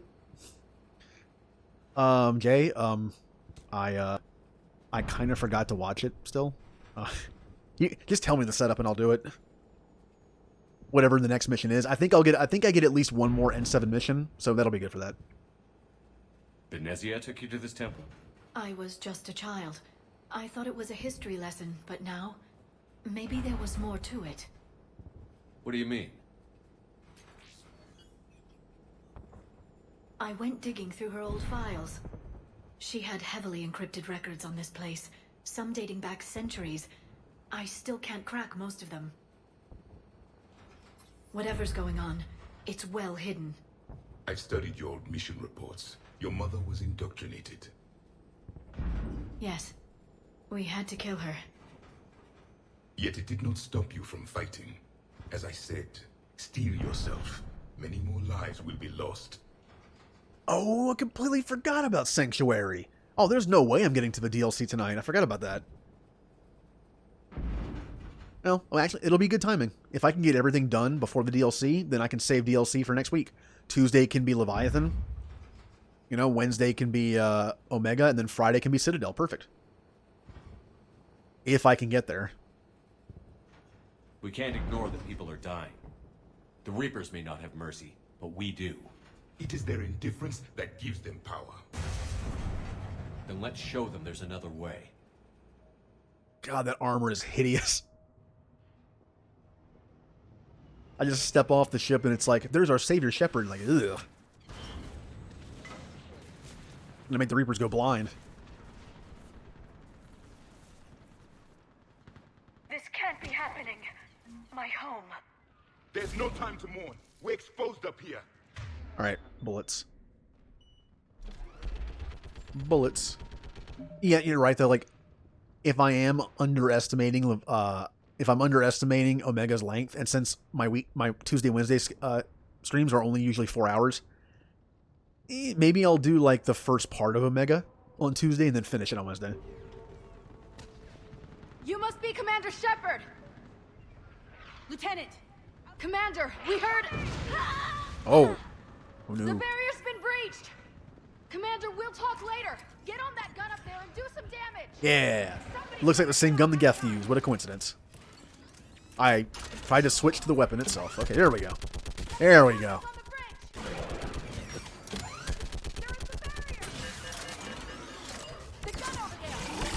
Okay, I switched to the wrong weapon. Can I get on the thing, please? Thank you. This is not going well. This is not going well. Okay, we're good now. We're good now.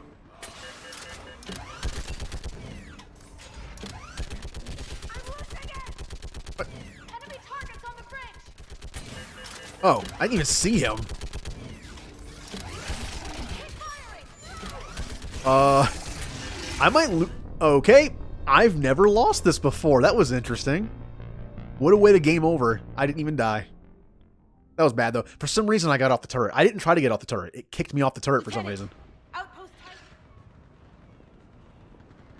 Commander, we heard... They do not. I'm pretty sure they don't. Commander, we'll talk later. Like I've said before, I like games that, give, like, costumes and stuff, especially certain games. They give costumes, like alternate costumes. It's fun. It's fun because you look at the characters for so long in the game, it's fun to make them look different. But the problem is when you start giving those outfits stats, it's like, for instance, Marvel Ultimate Alliance. I like the Ultimate Alliance games. They're fun to play. They're monotonous gameplay, but it's just fun for me. And I love Marvel stuff. This actual story of Marvel Ultimate Alliance 1, I like. I know it's based in the comic stuff, like where Doctor Doom gets Odin's powers, which I know is in the comics. But it's good. It's fun.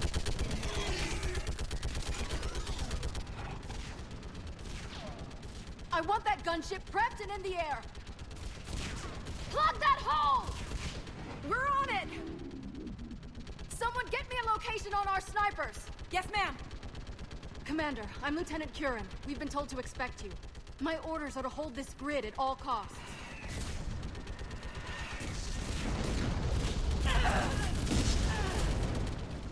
Shore up the barrier! But our perimeter's collapsing, and I'm getting my people out of here. This is important. We need your help. Well, unless you can give me a good reason to stay, we're not dying for a field of rubble. So bad looking. But like, the point I was getting to was, there are alternate costumes you can unlock in Ultimate Alliance by just grinding kills, which is fun. I would just do the same thing over and over again to do it. And the problem is those suits, the four extra suits you can get, or the 3 extra suits you can get, have stats. So you might get an amazing suit, like Spider-Man could have like his, armor suit, the old style one that has like the black and silver, which I love, but the stats are awful. It's like, well, I kind of want to use it, but it's bad. And hello, go easy, please. What exactly were you told about me? Nothing but your name. Mission details were classified, which just means we'll die without knowing why. I know what that's like, but you have to trust the chain of command. We're not even sure the chain still exists. So what are we doing here? We're after a relic inside the temple. It's important. That's what this is all about? One of our outposts has been trying to reach the scientists over there, but we lost contact. Get that gunship moving! Now!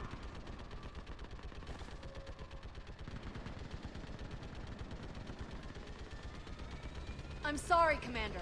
If your relic has lasted this long, it can wait a little longer. I've lost enough people today. I'm pulling the rest of them out. No!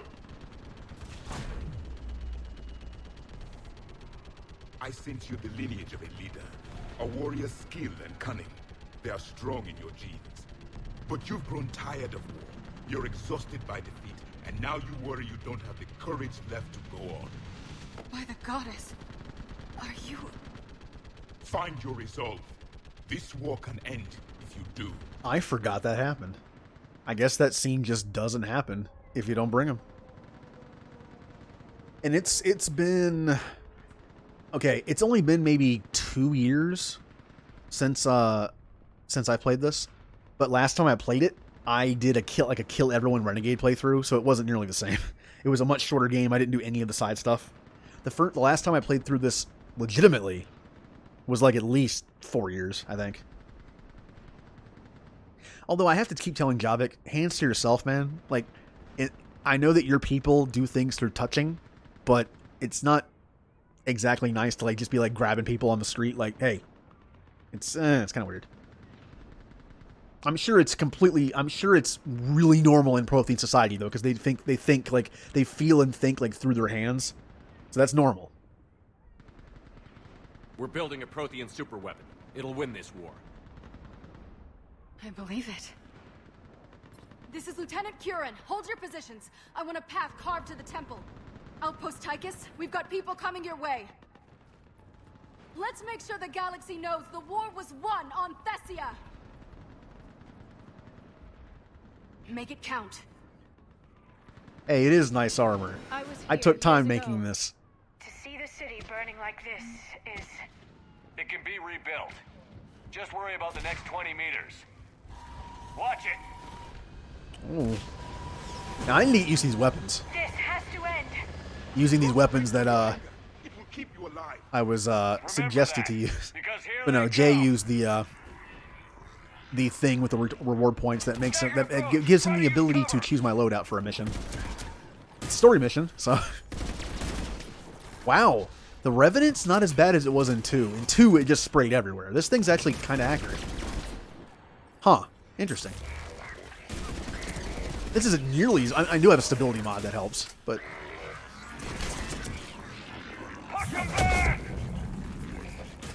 Wow, the recharge rate on my abilities is so bad. Uh-oh. Okay. I kind of thought that since the grenade was behind the cover behind me, that wouldn't kill me. Space grenades. Yeah, that was stupid. Staggered approach. Try to use cover. Maybe the grenade wasn't behind cover. 'Cause sometimes the little icon thing is misleading. Maybe it was on the other side of the cover, and I would have been safe if I just stayed.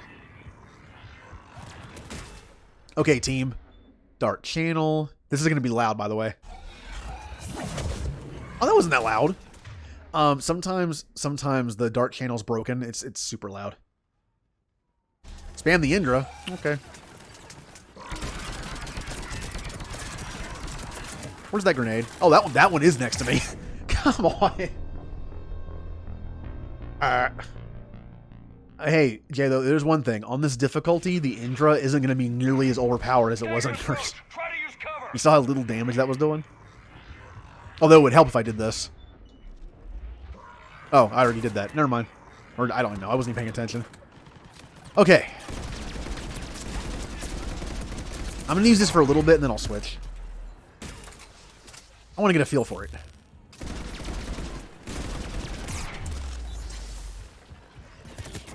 The grenades are the death of me. It's, as I said, this game on Insane has just, it's grenades everywhere. If there's one thing I could change about this game, it's grenades. Okay.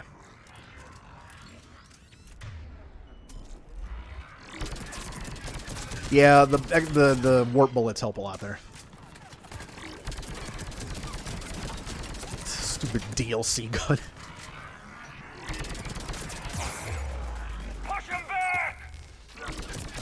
So we have 2 DLC guns on this mission. I have the Indra and he has the parkour rifle. Yeah, we paid to win, Reapers.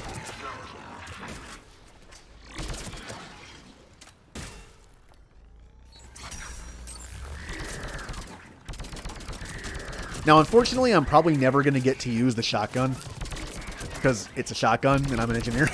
But we'll see. Then move! Get off the bridge! I don't remember this mission at all. Again, going back to that pyramid of RPGs that I like to talk about. When I replay RPGs, like I've played the first part of Mass Effect 1 so many times. But then as you go further and further in the game, I've played it less and less because I end up quitting, you know. I scratch that itch of wanting to play it. This is near the end game of 3, so I don't remember this very much because I've only done it a few times. Okay. Only use abilities when they matter. Because it takes forever to come back.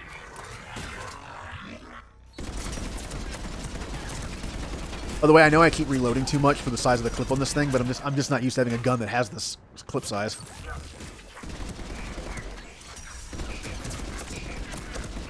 I have an incredibly bad habit of reloading every time I can. Like I'll shoot someone a little bit and then reload. It's just I don't know. I think I've always been like that. Like when I play Overwatch, I'll reload all the time. In most cases, it's a good little thing to do, but sometimes it gets you killed. You'll kill one thing and have like 80% of your clip left, and then you'll reload, and then someone comes around the corner and kills you. Okay, in your time. That's a grenade. I don't know why. Well, it killed it. Okay, I'll take it. Woo. Okay, I need to be careful of. Okay, I don't see any husks, so they're not really getting near me. Okay. Javik, look out! And look out me. They are circling me, aren't they? Oh, all right. Well, grenade's gonna kill me indirectly. Oh. The first Banshee. I mean, unless you skip side quests. It's the mission with Samara at the Ardat Yachi, like, sanctum place. But if you skip that mission, then this would be the first one. Oh, don't say that my Splatoon armor is bad looking. It literally is Splatoon. I wasn't going for that, by the way. We were trying to figure out what looks the worst, and it just happened to be this. The color scheme and the splattering and...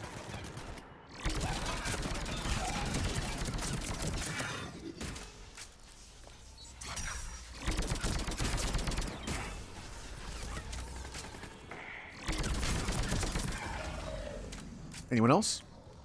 Oh, I see an egg.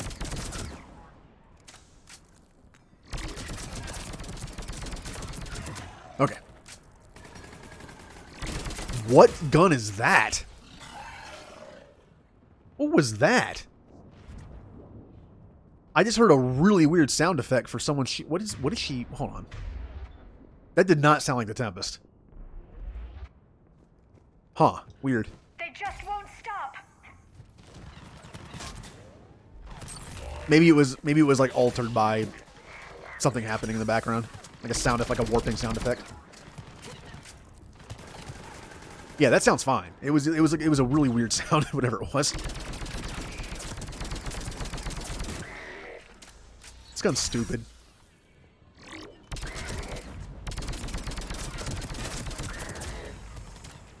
Although, Jay, I will say, I much prefer this loadout compared to the one you made me use the first time.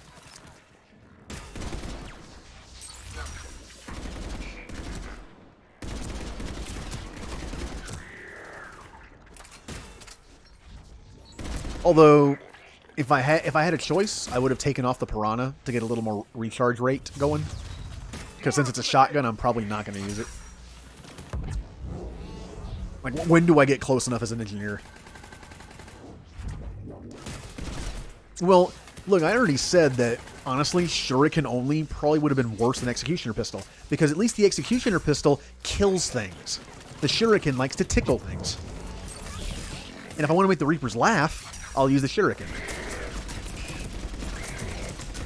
But the Executioner Pistol at least kills things. It's just bad. I mean, a spoon kills someone. It's just whether or not it's effective. And how long it takes. Oh, good. Oh, good. I love the fact that you saved up all the points, so like literally every mission left in the game, you're gonna be able to do that. Luckily for me, Leviathan has like 2 or 3 separate missions, and Omega has like 4 separate missions, and Citadel has like 4. Like it won't be the entire DLC. Let's see. Use the Shuriken with that armor. Then the Reapers and Cerberus will have to give you a break. No, they're not going to give me a break. They're going to laugh at me. They're going to laugh because of the tickling and because I'm using the Shuriken.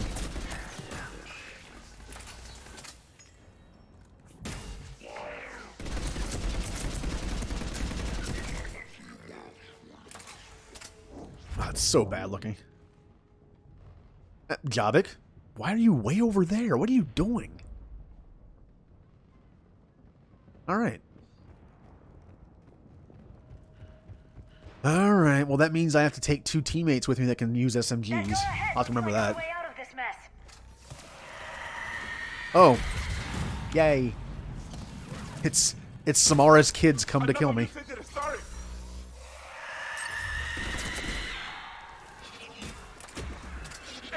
It's such a long cooldown. Alright, alright. Wow. I had nowhere to go. The Banshee was forcing me one way. There was gunfire in front of me. That door ahead looks like our way out of this mess. Wow, they took out my shields and most of my health in just so fast. This is really bad. I need to spam to be able to take your shield down. Oh well, I mean, I do have a gun. I keep forgetting. You notice how now I'm in the mindset of a caster in this game? I used to be a soldier. I have a gun. Gun with warp rounds will take out the barrier. Keep up the pressure. I'm going all the way back here. Okay. Okay, I had a friend who's playing Mass Effect 3 for the first time. She asked me, like, if I only have enough to get... She said, like, I only have enough money to get 2 of the DLC. Probably. Which one should I get? Prioritize them. I would say From Ashes first. Just because you get Javik. I have to go for any DLC that gives you a character. Especially Javik, because he actually has some pretty cool lines in this game. It is rare for him to have something like we saw at the beginning of this level. But I can see I'm used to spamming, that's why I'm not shooting. I'm not used to having big guns on me. But I would say From Ashes because, again, Javik adds some cool stuff, and he adds a good gun. He's just an interesting character. And then, of course, Citadel. Citadel DLC is great. It's fan service done right. Oh, and then Leviathan, if you have anything left over, Leviathan is good if you care at all about the backstory and the lore in this game. Leviathan's fun. You get some good backstory into the Reapers. Okay, I really need you to die. Okay. Woo! Woo, almost dead. Can I get behind cover, please? Thank you. Nope, not that. Yeah, like, Leviathan has an interesting feel to it. Now, Omega is the one that's left. Omega's not bad. It is not bad.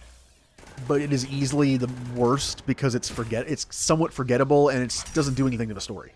Leviathan has cool backstory. From Ashes gives you a character. Citadel gives you amazing fan service for like 3 or 4 hours. Culminating with a giant party with all your teammates, which is what everyone wanted the ending to be. But Omega's just kind of like, yeah, okay. And the fact that Omega's like $15, that's why I was kind of like, if you got to drop one, drop that. And boom. Come on. Get up. Are you dead? No, he's not dead. Wow, look at him go.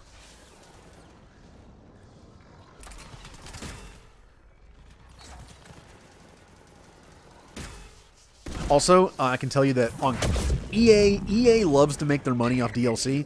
You will find Mass Effect 3 on sale digitally on Xbox for like $5. DLC is still the same price. Citadel's still like $20. Omega's like $15.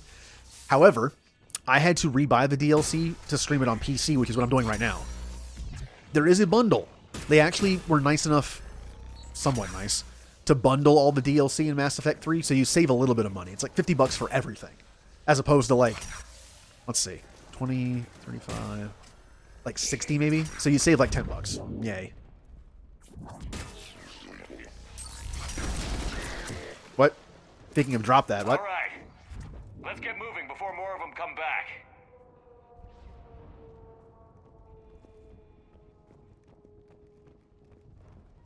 And speaking of DLC in these kind of games, Outer Worlds DLC is supposed to come out somewhat soon. I will definitely be taking a break from whatever I'm streaming, and I will stream the DLC one day. Outer Worlds was the first game I beat on stream. It wasn't the first game I streamed, that was Final Fantasy X, but I took a break from 10 and Mass Effect 1 to stream Outer Worlds until I was done. Took like 3 weeks, 2 weeks, somewhere there. They turned our own children against us. I can't imagine that.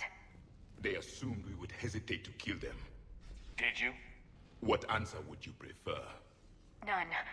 Let's stop talking about this. That's a good point. Which option would you rather hear from Javik? That he did hesitate to kill his own kids so they lost people, or that he didn't? Ugh.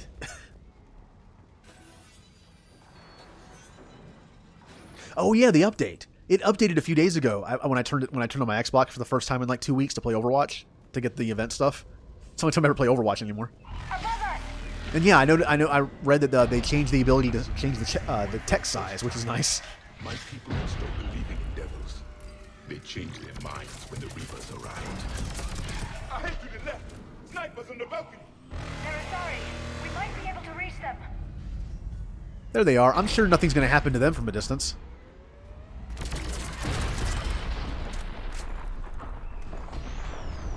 Sorry, friends. Well. This is Specialist Kayla. Specialist Geneva was just killed by enemy fire. What about Shepard? Wait, Shepard just arrived. Oh, she's using a widow. Watch your head. How long can you hold out? Now that you're here, as long as takes. Can you really win this war? We get to that temple and the Reapers are Wait a minute. Then grab some gear over there if you need it, and let's do some damage. Widows are supposed to not be usable by, like, frailer races, I guess. Not even humans. Because it just packs so much of a punch, it, like, rips your arm off. How is this a Sari doing it? Maybe she's using biotics in some way to use it? Like, strengthen her arm and body? I don't know.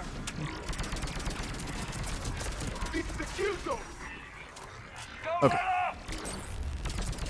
Now, just like a normal, like, again, Outer World, why is Javik going up and down the ladder? Oh, look at that. Would you look at that?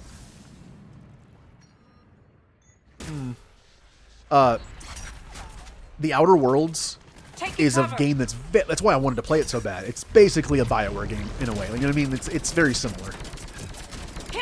Kind of like how BioWare did KOTOR 1 and Obsidian did KOTOR 2. Similar. And with those kind of games, you can do like nice playthrough, evil playthrough. I still need to do the Go Corporations playthrough in Outer Worlds. Maybe when the DLC comes out, I'll do the DLC in my main world, and then maybe at some point I'll do a Go Corporations playthrough where I'm just out for myself. It's gonna be fun. Like when I'm gonna play through Knights of the Republic at some point, I'm gonna do a light side playthrough because that's how I play through the first time. That's my character. But at some point, dude, playing Dark Side in KOTOR 1 and especially 2 is so much fun. It's brutal. Nice shot. That's the last of them. Get moving, Commander. Going. Toward the Reaper. It's a way out of here. You have an interesting concept of escape. No choice. Okay. I'm using the Indra a little too much. Let's try to use this a little bit. Which, again, is much better than it was in 2. In 2, it was really just kind of like... That's what it did. Okay. Where am I going? Am I going in here? Nope, not going in there. Going over here? Yeah, probably. What the... What is that? It's like a wall laser. Maybe it's to penetrate walls with lasers. So that's a weird setup. Huh. And of course, since there's just a big hole right here. Never ends. The hell it won't. We get to this artifact and we can all wake Ooh. up. 50,000 years later. Kind of reminds me of Earth, doesn't it? Well, it looked like a turret, but it was facing the wall. That's why I was confused. Maybe it's supposed to turn around.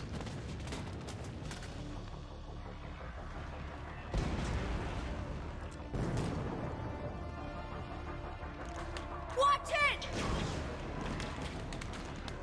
We're trying to reach Outpost Tychus. You're looking at it. What about the rest of your squad? They're all dead.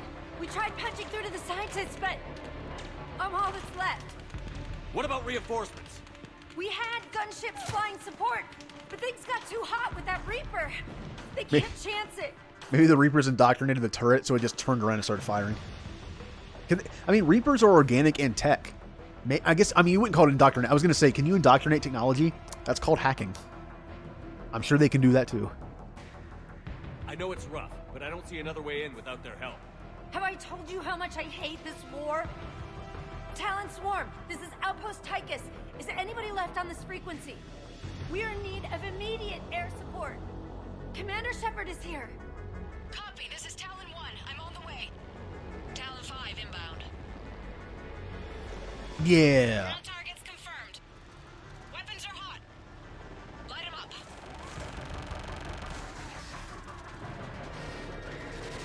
Talon 1, watch the jamming. Target acquired. I'm hit. The stabilizer blew out.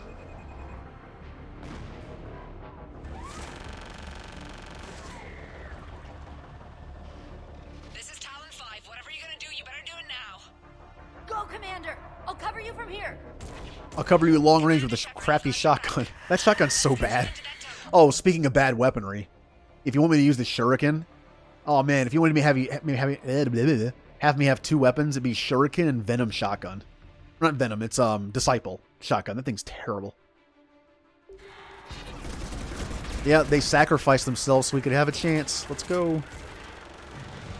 Oh. Hello. Hello. Where'd you go? Oh, you're behind me. Okay, well.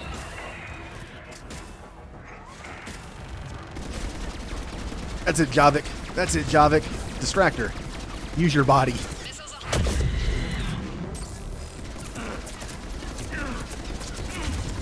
Come on, Javik, you can do it. Never mind, you're dead. Why won't she die?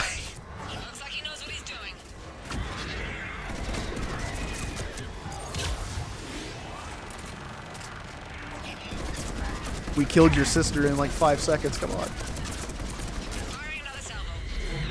Keep it up, Talon 5. Okay, please burn to death. Woo! Yay! Oh, okay. Teammates, get up.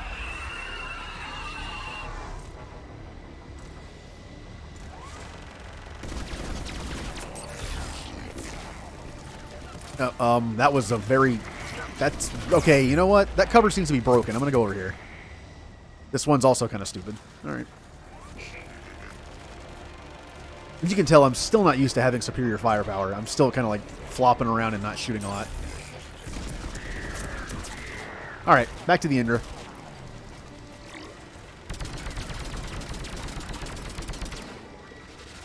Oh, there's one of those barrier things. There we go. Luckily multiplayer doesn't have those. That'd be very annoying. Although it's been a while since I played. Maybe they added them after I stopped playing. Who knows? Alright, well I just gotta wait about 5 minutes so I can do an ability again. Oh yeah, also, what am I thinking about aiming with this thing? Come on. Jay, when I was watching you play this, it was confusing me a lot when you... Like, I was wondering, like, why is he not aiming with a sniper rifle? This is weird to watch. And then I kind of figured it out. Because you don't have to. That's not the purpose.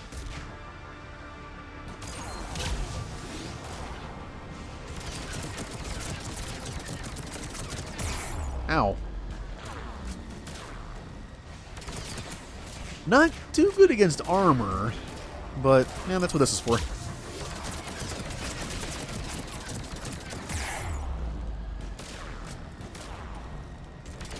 And, wow, this last thing of armor is taking forever.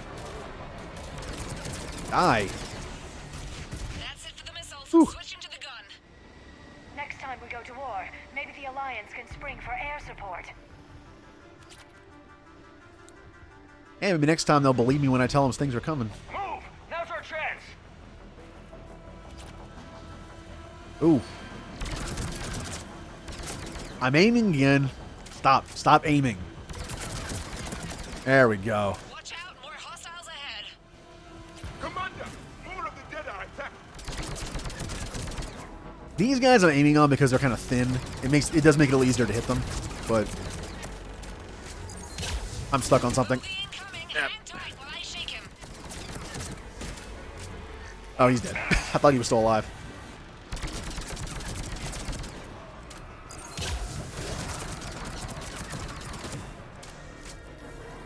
Aw. Oh, wow. Like, Liara, I think Liara used a singularity to throw him in the air, and then Javik caught him with a pole. Too bad it wasn't a slam. That'd be such a good combination. Liara used a singularity to kind of like whip him in the air, and then Javik just slams him back down. Oh, it's a baby reaper. 2 baby reapers. Terminology. Why did that only give me 1 thing? That was weird. The Destroyer Reapers are kind of like toddler Reapers. These are basically baby Reapers. Down and give them everything you've got.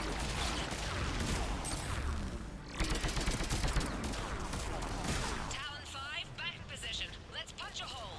Yep. Yep. Oh, Talon 5's back. Wait. Wait, which one died? Wasn't it Talon 5 that died? I'm pretty sure it was Talon 5 that got hit, but then you just said Talon 5 was back. But where's the other one?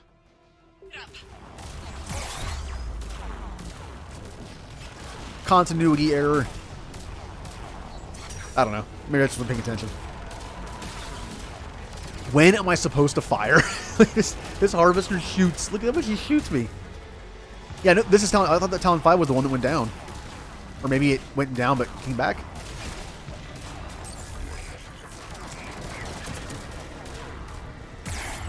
Well, it said Talon 5 is like back in operation or something, so maybe they didn't die, they just like had to repair. This is bad. I don't have time to shoot. I don't know why I did that. I'm in trouble. My shields just took damage. Talon 5 going down. Repeat, Talon 5. Ah! Now Talon 5 is dead. When am I supposed to do anything here? I'm getting killed by little insects, but I can't move or else I get killed by everything else.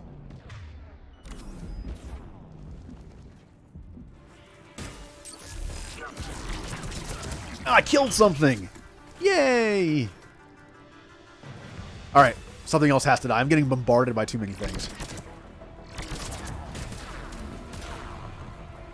Alright, how about you do that, and you do that.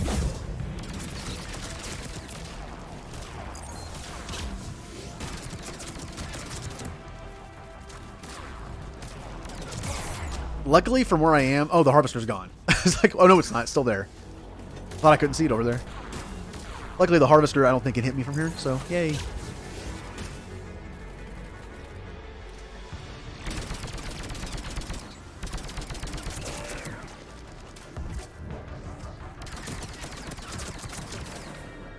He dead. He's almost dead. Oh, I was going to have Javik do something fun. Oh, well, he's dead.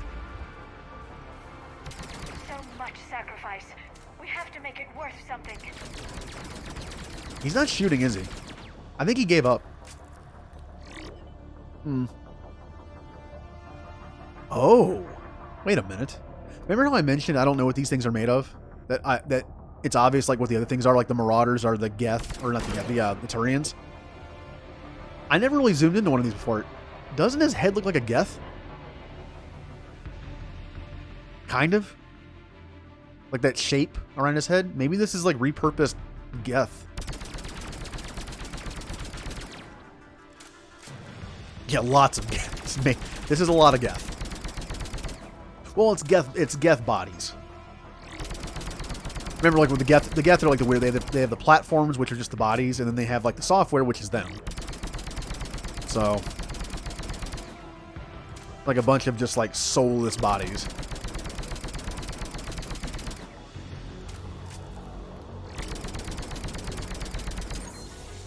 Which sounds weird to say, kind of redundant, because they're bodies. Okay, whatever. And yeah, well, that's maybe why it's a good thing to think of it as like a mini Reaper. Remember when they were like melting humans to make a giant like core of a Reaper that's human? Maybe this is like the Geth thing. Like they took a bunch of Geth and just combined them into this.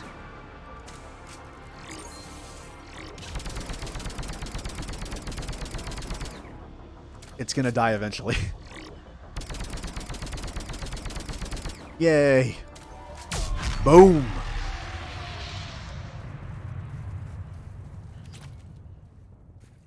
Pretty satisfying explosion. The Atlases are fun, but that's a little bigger. Hey, we're here. That doesn't age the greatest, does it? Since I have a texture mod on, the characters and stuff look pretty good, but this doesn't age the greatest. Looks like we're in the clear. Let's get inside. It appears the temple has been barricaded. Thank you, Javik. I didn't notice. Let me take a look.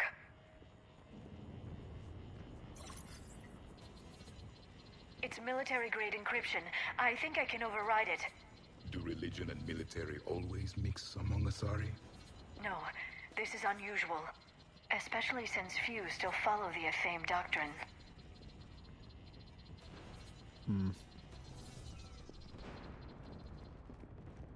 Yeah, they have their goddesses, and that's apparently one of them. They look Asari, right? But then you'll when Javik isn't here, I don't actually know what's said, because I think, actually, honestly, I think I've brought Javik every time I've done this mission. So I don't know what's not mentioned if he's not here. Is anyone there? Something is wrong. Your scientists should be here. Take a look around. Maybe one of these artifacts is what we're looking for. I'm guessing these are the signs. Yeah, well, I cut myself off. Their throats. What happened to them? They've been slit. The Reapers didn't do this. We're going to have to figure this out on our own. Who's that supposed to be? The goddess Athame herself. It's a relic of the old faith. Then why does Athame speak Prothean? What do you mean? There is something here. I can sense it. In this temple? I admit it is strange this place has been so well preserved. Though Athame does have great historical significance, we once believed our gods were separate from the world, looking down on us.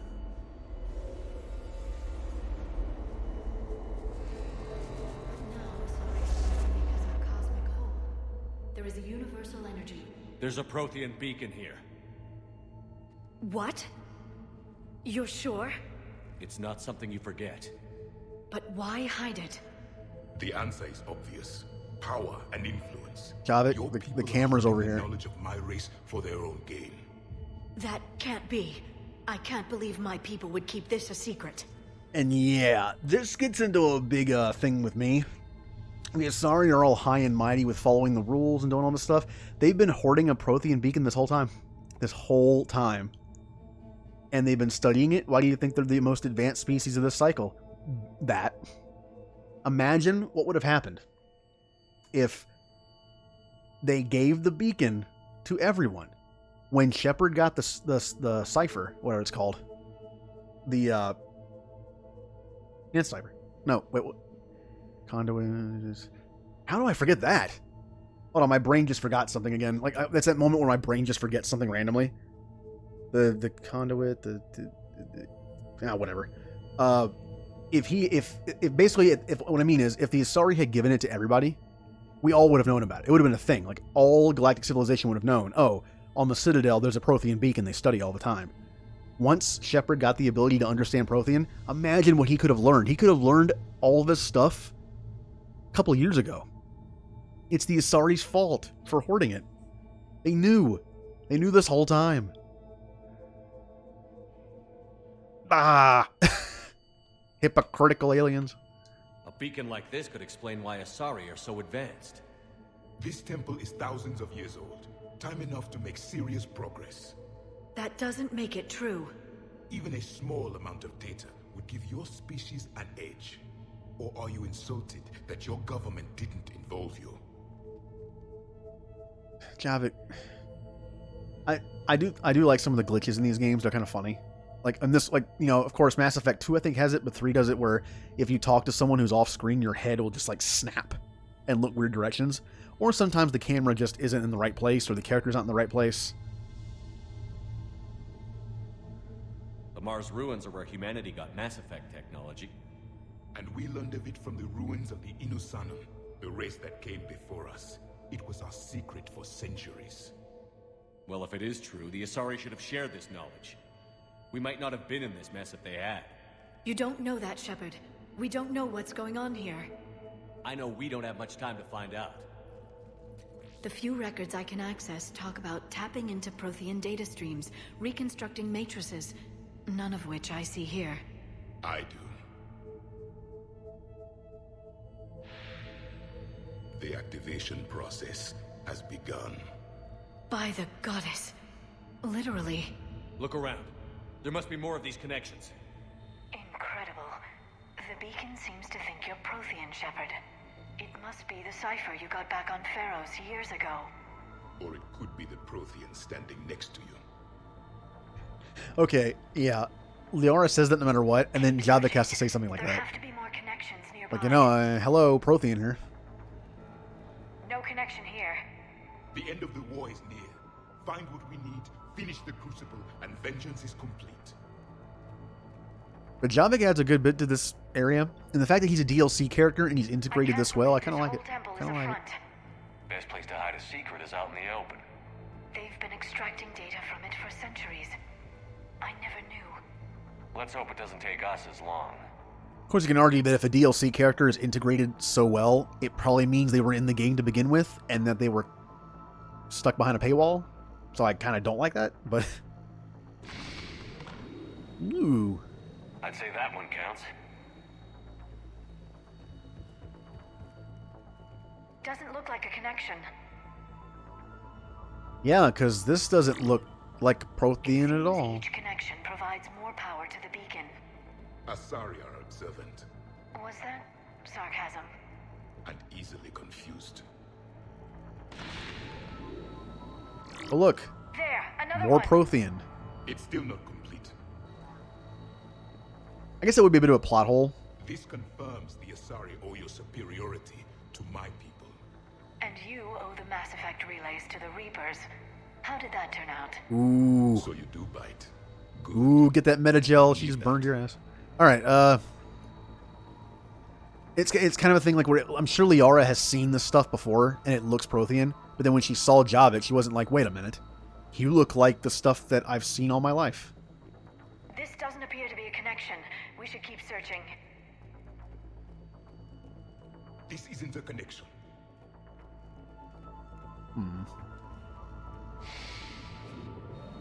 Whoa, what the? The activation is complete. We can access the beacon now. All right. Story time. We need to hurry. This place isn't going to...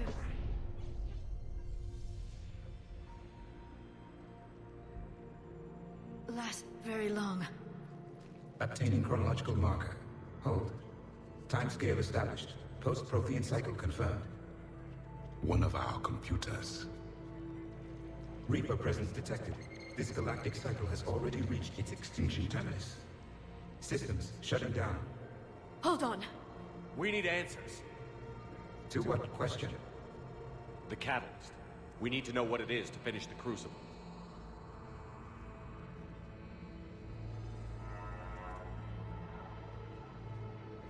A memory of one of my people. I am called Vendetta, an advanced virtual construct of Patrick Van, overseer of the project you refer to as Crucible. He died fighting the Reapers in the Battle of Tranvia 9. Your remaining time is also at an end. We're all Protheans, so grim. What happened to the Crucible in your time? Why didn't the Protheans deploy it?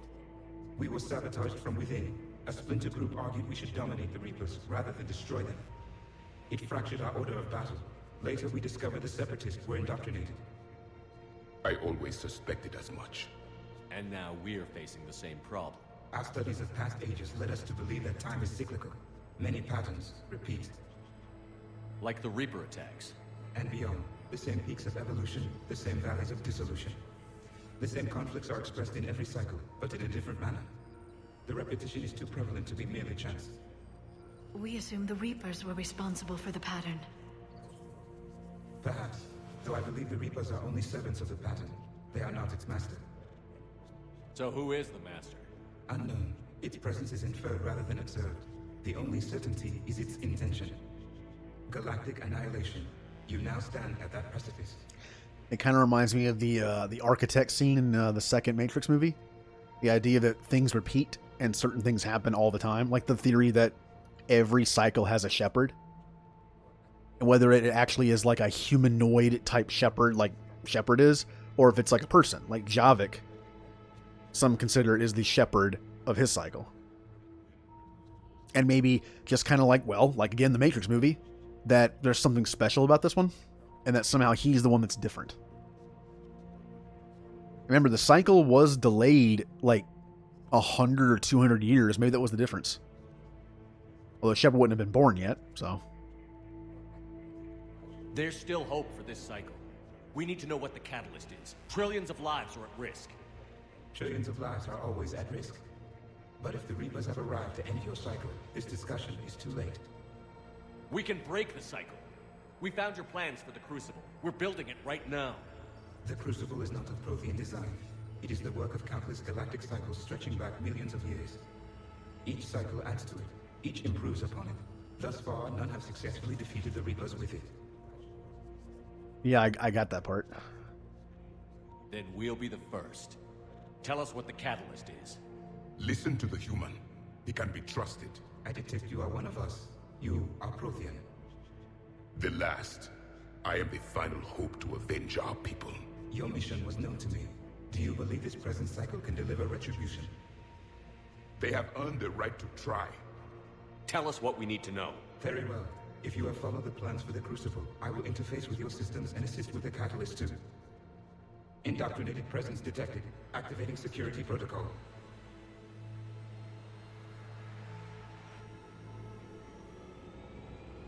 And look who it is.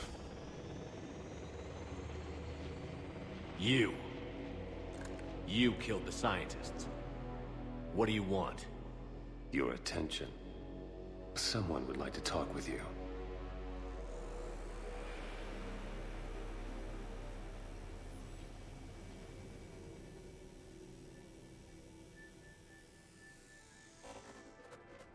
Shepard. How did you find this place?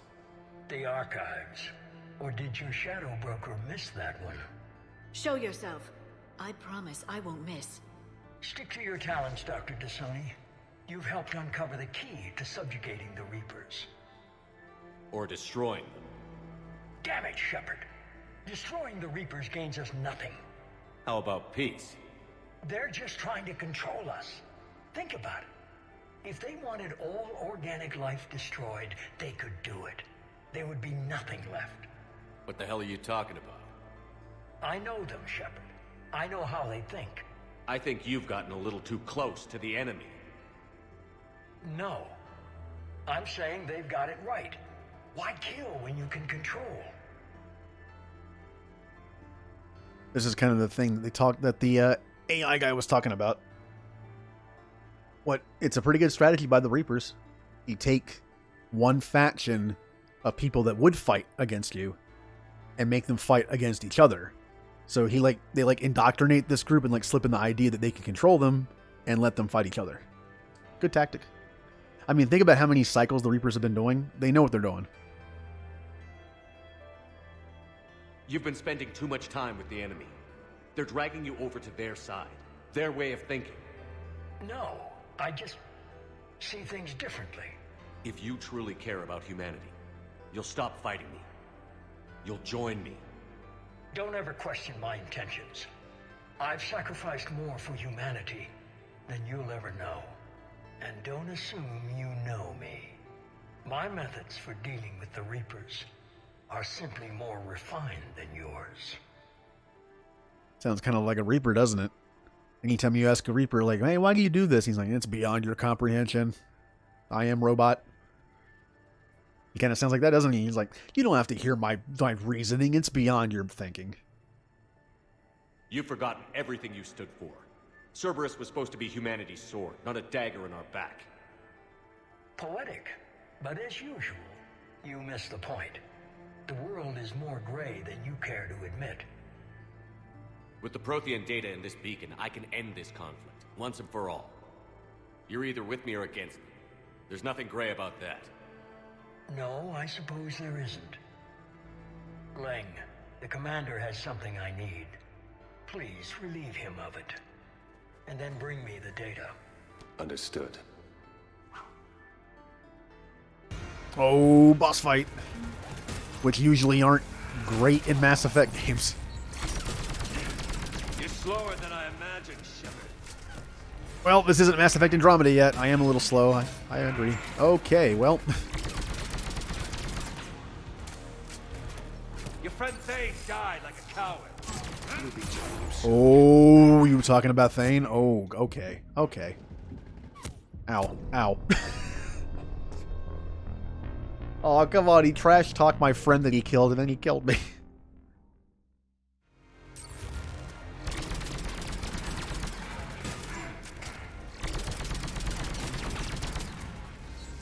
You're slower than I imagined. No, get off the aura. No. God, he just one-hit kills everybody.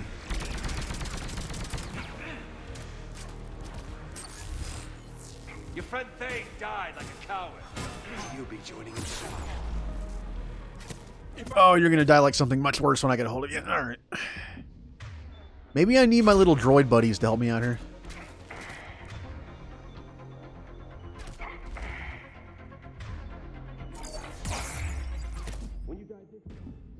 Nope. He does not care about the drone. Alright, well, bye. You're a ghost of what you once were.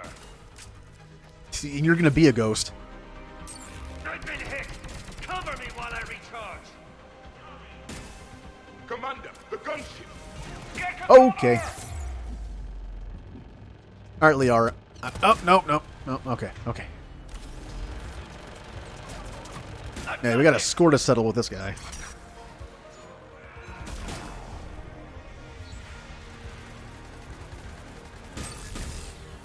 You chose the wrong side, Shepard. You're a traitor to your own species, human. I played for the winning side.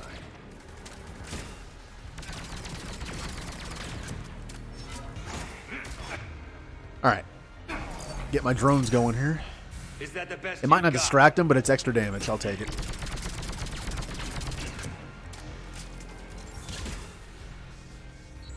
I look forward to breaking the shadow. Okay. Oh, he said something for Liara. I need to recharge. Cover me. 1 second.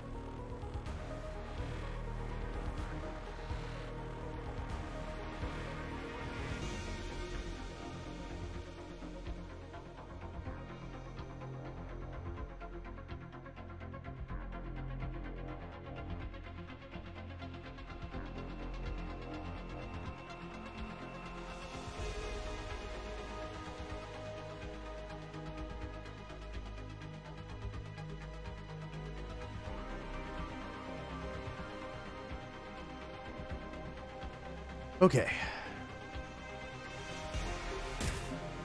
That kind of sucks.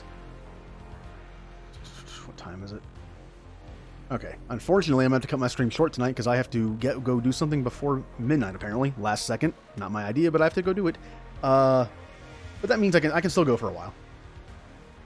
They don't close it. Oh, it doesn't happen until... Yeah. I have at least another 40 minutes. Maybe even another... We'll see. Depends on how fast I can drive, I guess. I love last-minute stuff. Okay.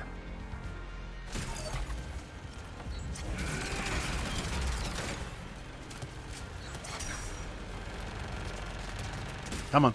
Come on. Alright. Shepard is mine now.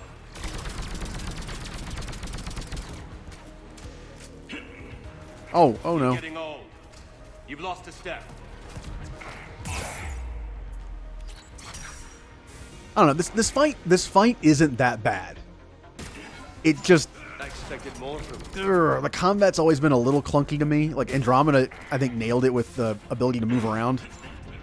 And this kind of fight is not great in the system. After you die, I'm having issues getting stuck on stuff and. Woo. Oh, that really homed in. Okay. Uh-oh. You've had your fun now, Shepard. At this point, I'm just kind of relying on my teammates to do damage. Pity the good ones never last. Okay, there we go. There's only one way this ends.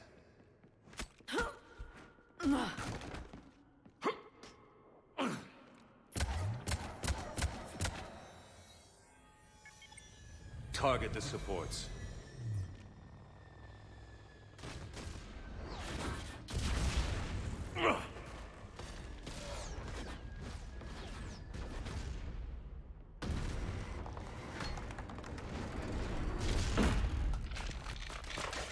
No! Not my gun I never use.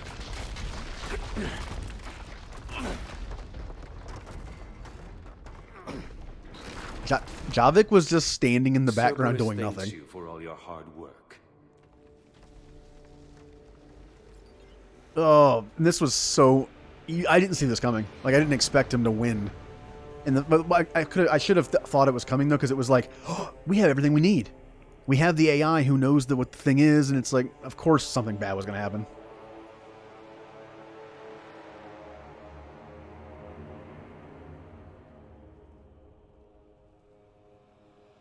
Yeah, Javik was kind of messed up in the scene, wasn't he? He was kind of standing in the back doing nothing. He wasn't even in the scene when he was supposed to be.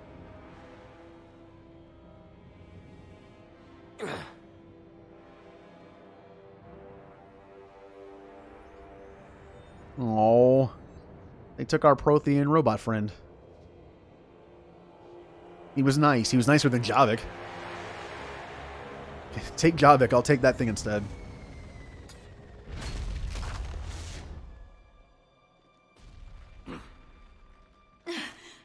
Shepard! Hang on. Oh, don't worry, Javik. She'll get me up. Just do your thing.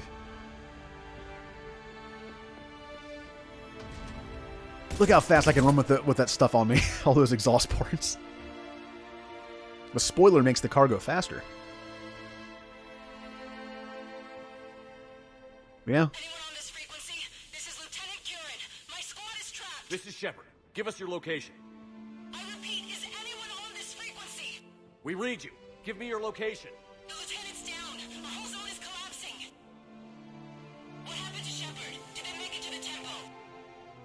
I saw them. Wait, I've got a Reaper inbound. Please, is anybody there? Oh, goddess. No!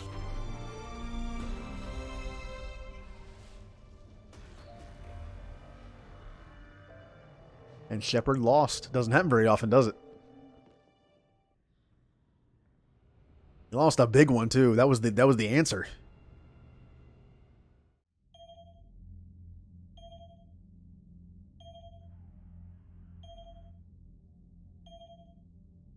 Oh, look how depressed Shepard. Dude, come on. You lost a fight. I know the almighty Shepard usually doesn't lose, but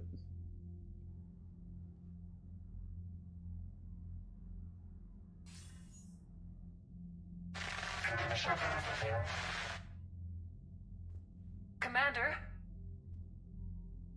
Counselor. The mission. We've lost contact with this air. It's gone dark. How soon will the Crucible be ready to deploy? Counselor. I wish the news was better. We didn't get the information. What happened? Cerberus was there. We were defeated. We don't know how to finish the Crucible. I don't know what to say. What was the situation on Thessia? Deteriorating fast. The Reapers are there in strength. Then you'll excuse me. There are preparations to make, continuity of civilization to consider. I never thought this day would come. None of us did. I'm sorry.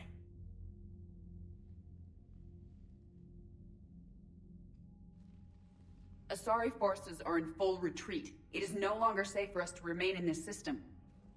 Get us out of here. Shepard,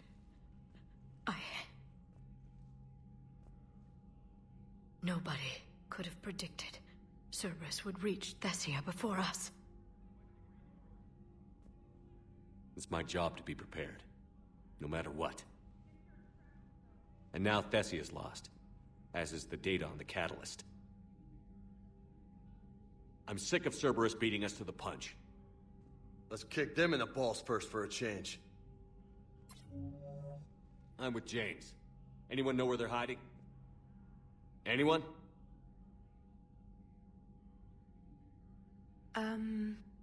Well, there is something. Let's hear it, Trainer. I was able to track Kai Leng's shuttle through the relay and extrapolate his destination. But the signal disappeared in the Yera system. Naturally. It's not just gone, though. The signal is being actively blocked. How? I'm not sure, but something is interfering with all signal activity in that region of space. Commander, the Yera system is home to Sanctuary and little else. Sanctuary is a supposed safe haven for war refugees.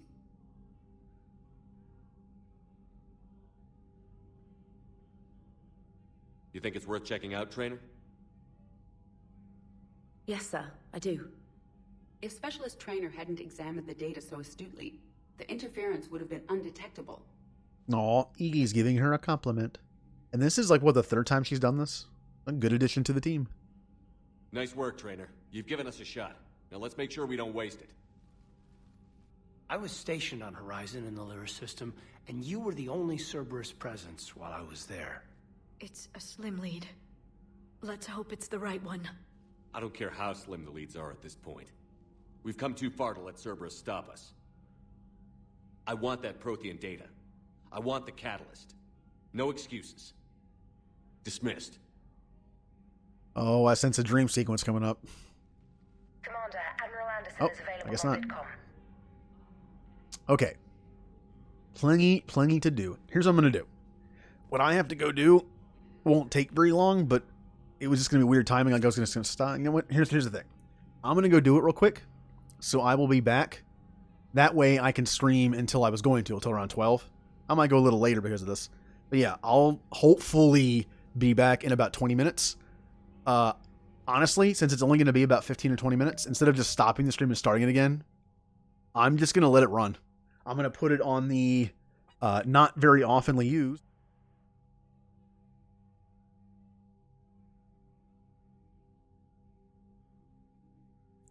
And I forgot that also mutes my mic. Are you going to go? Oh, thanks for stopping by. Go easy, please. I should be back in about 15 or 20 minutes, but if you don't, if you're done for the night, cool. Have a good night. And that goes the same to anybody else. But I should be back in about 15 minutes, hopefully.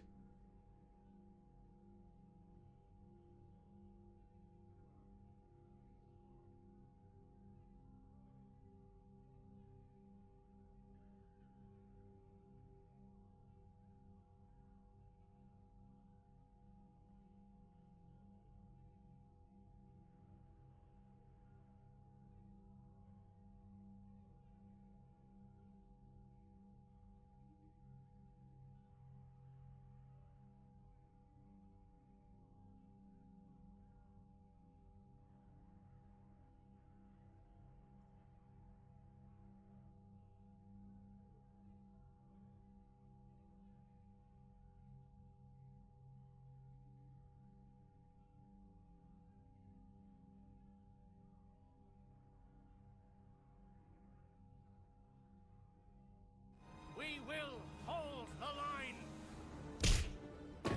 We will hold the line!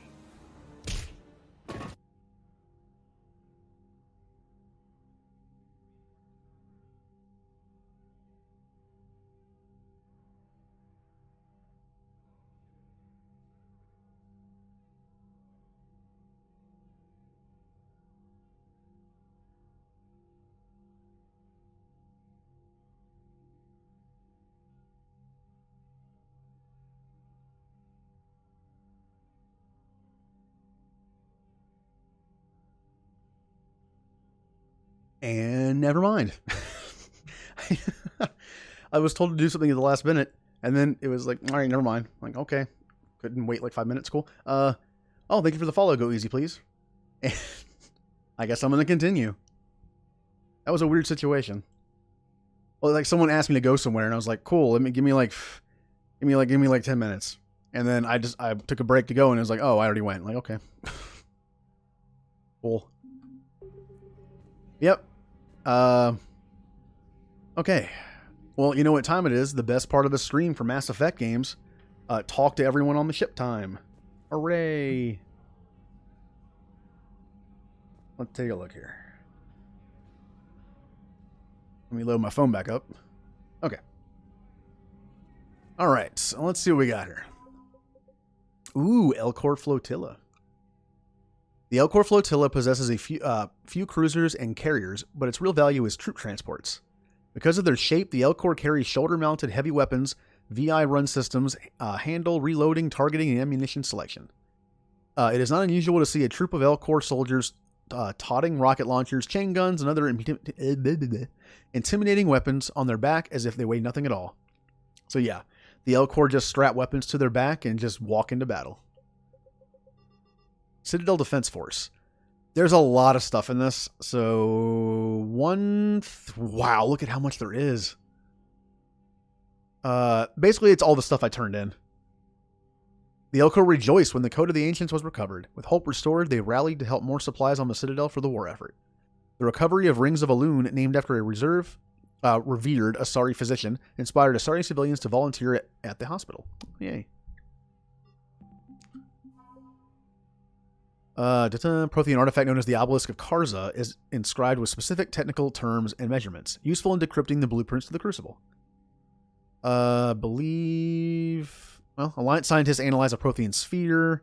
The base... I already had that one. Another fleet thing. Or... Leipzig... I believe it was the Leipzig one. Was the first Alliance frigate to field test the Thynex cannon, a compact version of a Reaper weapon developed from after the Battle of the Citadel. The captain was so pleased with the results, she gave her unconditional recommendation that the Alliance begin mass producing the cannon as soon as possible.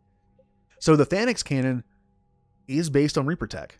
It's like a small Reaper thing. Not a laser, though. I guess it's just a cannon. Oh, yeah. See, Chakwas is still in here. She isn't that, like, remember what I mentioned earlier, first stream, that if you take Chakwas, she doesn't become an asset. And if you don't take Michelle, she's gone after the Cerberus attacks, which means she's probably dead. At the very least, she dies at the end when the Citadel's taken. But because of the way I did it, this most likely means that she was not on the Citadel when Cerberus attacked, so she's fine. Otherwise, why would she still be in here? The Fifth Fleet. The original SSV Hong Kong was destroyed in the Battle of the Citadel, when its captain threw her ship in front of a blast meant for a dreadnought. The ship's frame was later melted down and incorporated into the framework of a new frigate rebuilt as a successor. Okay, that's kind of cool. Very sentimental, but melting down what's left of the old ship to build the new one. You know, it makes me wonder, when the Enterprise D was destroyed in Generations, did they take anything from that and put it in the new one? Oh, there's still a new one in here. All the way down. Synth Diamond heat sinks. Why is this in Alliance and not in the one that has all the random stuff? Synthetic diamond is a key ingredient in military-grade heat sinks that are used in computing, high-end thermal clips, and starship weapons. Liberating tons of it from facilities on Brest will help both ground and space forces. Well, good.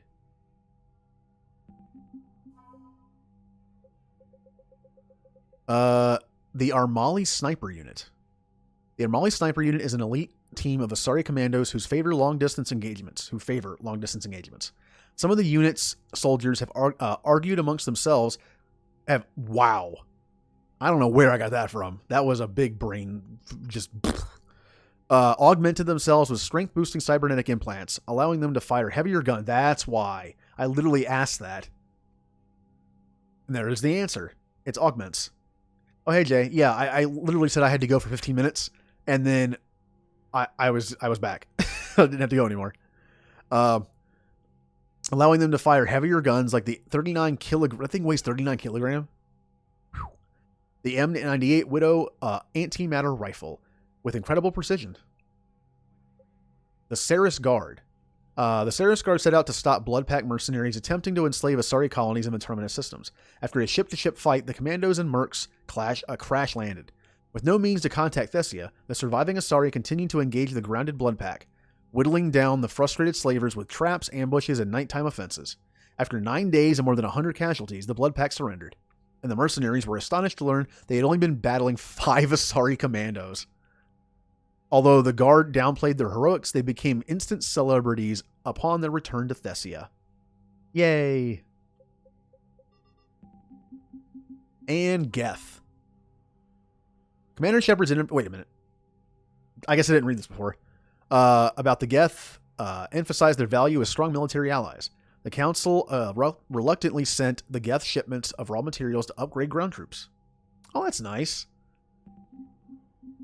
So once again, we have a good amount of alien stuff, a lot of human stuff, decent amount of Asari, good Krogan, good Geth, no Solarian, decent Turian, and an okay amount of Quarian. We're getting there. All right. Like I said, it's the best part of the stream now. It is time to talk to people, starting with Admiral Hackett, who has an update. Shepard. Oh, no, it's Anderson. Never I mind. heard about Thessia. We were so close, Anderson. So damn close to ending this war. You didn't think it'd be that easy, did you? I knew going in there wouldn't be a minute of this war that was easy. But watching Thessia fall... and knowing it was my responsibility. Shepard, you know how many times I got my ass handed to me over the years? Surviving the first contact war back in the day was a goddamn miracle. They said I was a hero. I just felt lucky to get out alive. So maybe Kai Lang did beat you. What of it? It could cost us the war. These guys in the Resistance, they know it's a losing proposition. They know the chances of seeing tomorrow are slim to none. But we all signed up anyway. Hell, I'm sitting in London right now staring at rubble. I was born here. And it's looking like I might die here too. So I say point us at the Reapers and we'll take our chances. You'll make it, Anderson. And when this is all over, you can show me London. It might need a new coat of paint first. This will be over soon. It better. Shake this off, Shepard. I will. Anderson out. Bye, Anderson. The coolest person in the game that's never on my team, except in the very first part of this game. I was hoping that when this game hadn't come out yet, I was really hoping that Anderson would be on my team. You know, someone like who has been, maybe even like Joker, like in a weird way. Like Edie, actually, I had to think of it was like, can Joker just wear a suit? Maybe he becomes like a mech character or something. Be cool.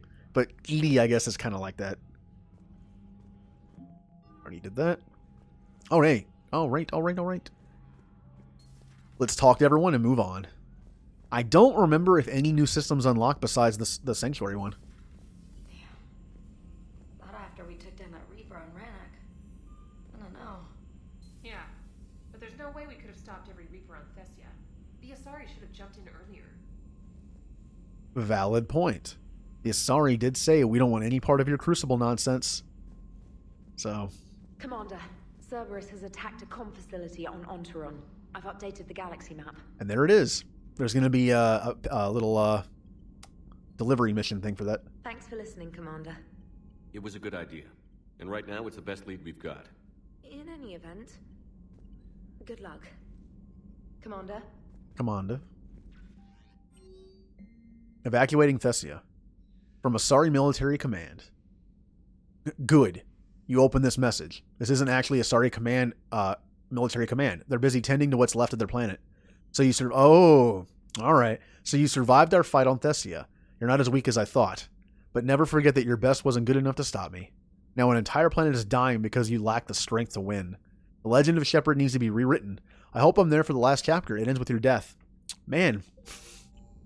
He's just gonna keep rubbing it in, isn't he? All right. I'll remember that next time it's an opportunity to hit the little trigger button for him. We all knew that was coming, right? Like I've pulled the Renegade trigger twice so far. You knew that one was coming. For Thane. We'll finish that Crucible soon. There won't be a galaxy left to save. There's no way I'm not doing it. So Thessia, huh? I guess the Asari are wishing they had fewer dancers and more commandos right about now. Too soon? Ouch.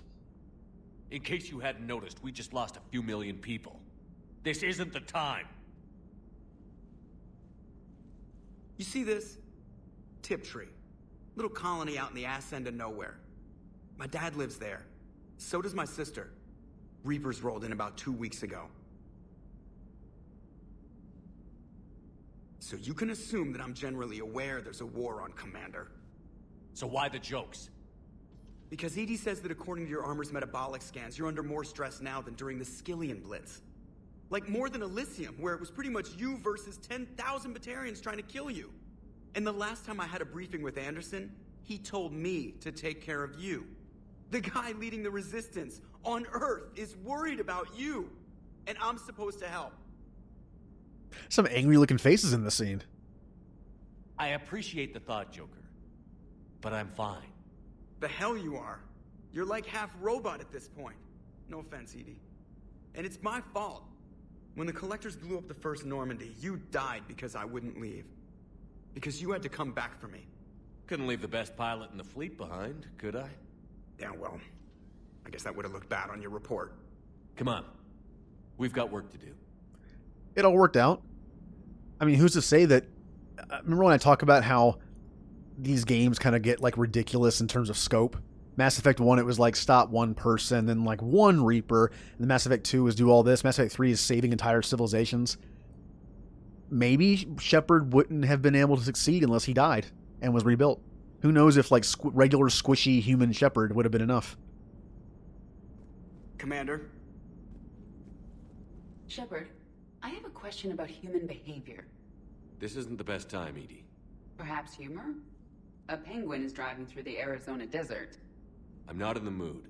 A lively rendition of La Marseillaise? No. Very well. I will maintain a respectful silence until you indicate otherwise. Hello, Shepard. All right. So this is pretty much a low point of the game.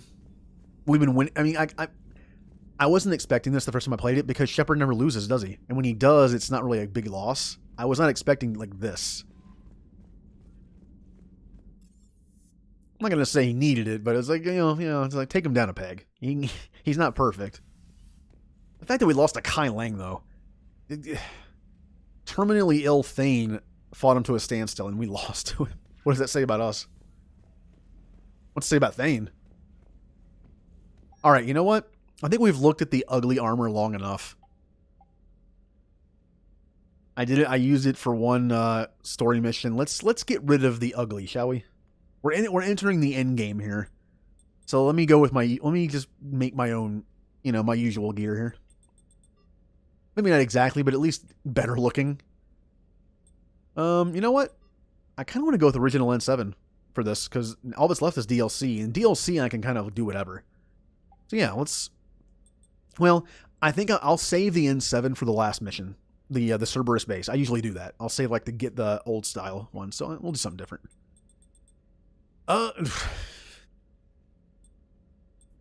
Let's take a look here.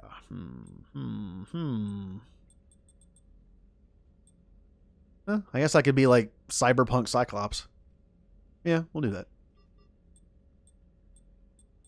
And where was that one chest piece that has the oh, it's this one. It's like the really bulky looking one. I kind of like this thing. Do that.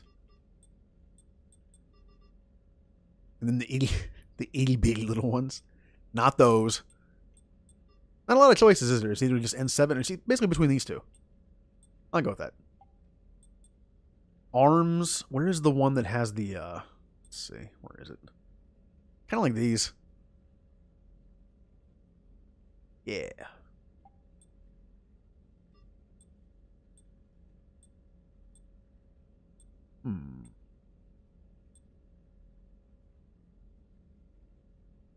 This one has an interesting thing around the hips. Like it looks like you're wearing like a I don't know, it's hard to explain. You know what? I'll go with this. I'll use a little more well, actually, wait a minute. This doesn't have ammo capacity, but this does? I figured this had ammo capacity because it has the things around your waist. Huh. Weird. I'll go with this. Yeah. Actually, I've noticed that I think the arms are like that too. Where are these? Yeah. These are usually like regular clothing with armor on it. You can tell. You can see through it like a little bit. Actually, I kind of like that. It kind of matches.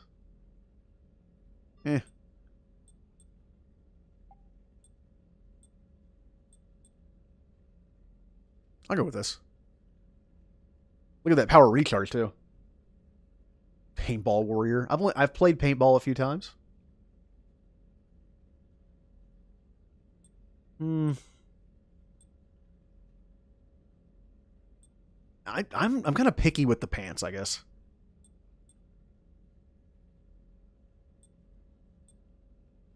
You know what? I'll go with this. Matches the arms. I got the same arms and legs. That works. Material, I'm going to make it less shiny.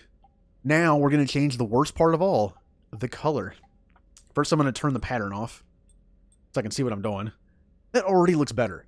Like this doesn't look... it isn't great looking, but it isn't horrible looking. But then when you do that... Ugh. You know, I should have done this. I should do this and make it red. So it's just like the blood of my enemies. I'll do that when I do Renegade Shepard. Okay. What's a good color scheme for the rest of the stream tonight? What we got? What we got? About... Have I done an orange yet? I think I've done an orange yet. Maybe a...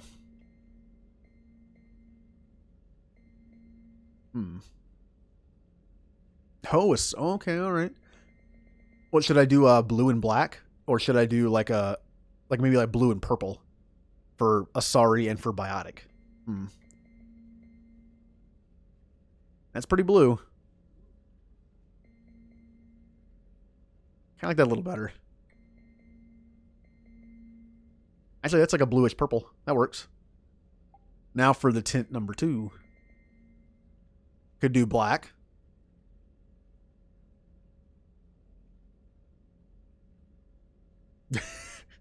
I mean, no, you're not messing with it. I mean, remember, I was going to do that before, and then I got on the I want to look as ugly as possible train. The weird thing about this is the knee pads are a different color than the rest. You'll notice, like, if you do like a lighter color, for some reason, I don't know why they do that. It bothers me. The kneecaps are like a lighter color. Oh yeah. Oh yeah, I forgot my next mission, my N7 mission. I'm gonna have to do that, aren't I? Yep. You know what? I'm switching the legs out. This is what I'm talking about. In games like this, I might find something that I like, and then I see it, and it's like, the color isn't right. The color's off on that for some reason. It's off on this one, too. And that one. And that one. Why are they all like that? At least this one makes a little more sense, but I hate those pants. You know what? I'm just going with N7. It's fine. I like them the best anyway. All right. Blue and black. Blue and black looks pretty good. I think I'll go with that. And the lights will be blue, of course. Or purple for biotics. I mean, there's only... On this suit, there's only one. There's only one light thing. It's on the back. Yeah, I'll just do blue. Now, the helmet... I don't know. There's really no helmet that screams Asari, is there? Not really. Nothing really looks like it'd be like, oh, that's pretty Asari-like. They wouldn't even be able to wear the same helmets as me. Anything that hits them, anything that uses the back of their head, like this, they couldn't use. Even this might be kind of awkward. But that's fine. I'll use that. I haven't used it yet. All right. Oh yeah, let's kick my casual too. Why not? Oh, God. No. You know, I need to use it at least once, don't I? Just once. I'll use it once. I hate it, but I'll use it once. Oh, I should have switched to this when I went to the ugly scheme. All right. N7 mission away after I talk to people. Oh, I got to talk to everyone wearing this. Oh, no. What are my teammates going to think of me? After this big loss, they're going to see me wearing this. It's like I've rebelled. I've become... It's like I'm a space pirate now. Oh, Legion's on there now. Look at all the people. Shepard, this wasn't your fault. It's not about fault. I was supposed to stop them. You will. I don't know if I can do this, Tali. Earth, Paladin, Thessia. I'm risking everything to build the Crucible, and I'm not even sure what it does. Who am I to make that call? You're the one who was right, all along. You fought when no one else would, when nobody else believed you. And if that's not enough, you're the man I love. Don't forget that, no matter what happens. Oh, now she made me feel better. I'm still wearing this, though.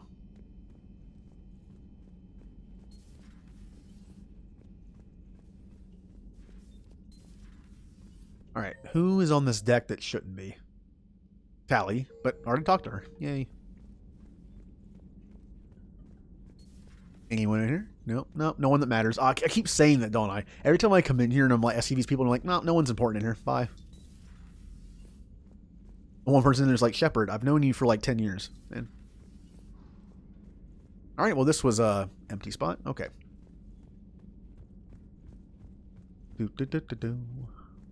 Doctor, you got anything important to say? Good luck on your mission. Thanks. I'm not going to get rid of energy drain because it's kept me alive, but have I unlocked anything else? Carnage is kind of meh. Defense drone's actually kind of cool. I kind of like that, but... And all that stuff. Nah, that's okay. If I did defense drone, I'd have 3 drones. I'd have to name it, too. I already have Blitzball and Pokeball. What else do I name it? Something Ball.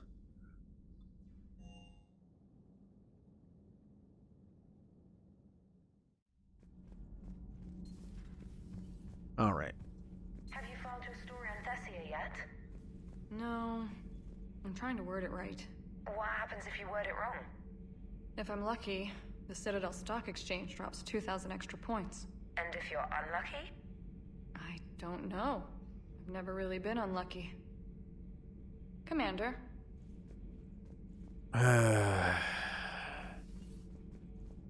You know, in my Kill Everyone playthrough, I'm glad that she wasn't on the ship. It's one of the pluses of that playthrough. Kenneth, you comment on every woman's figure but mine. Well, I... Uh-oh. What? You don't like my legs? Gabby, it's you. You know? No chicken shit, I don't know. All you do is make stupid sexist comments to avoid saying anything real. Gabby, now's not the time. We've got work to do. Responsibilities. Ah, grow a pair, Ken. Look around you. Tomorrow may not come. Something to say or no? Gabby, please. We have a duty to the ship and the crew. What about us? Just I mean, I'm going to support her. Kenneth, you comment on every... We're not fighting this war for ourselves, Donnelly.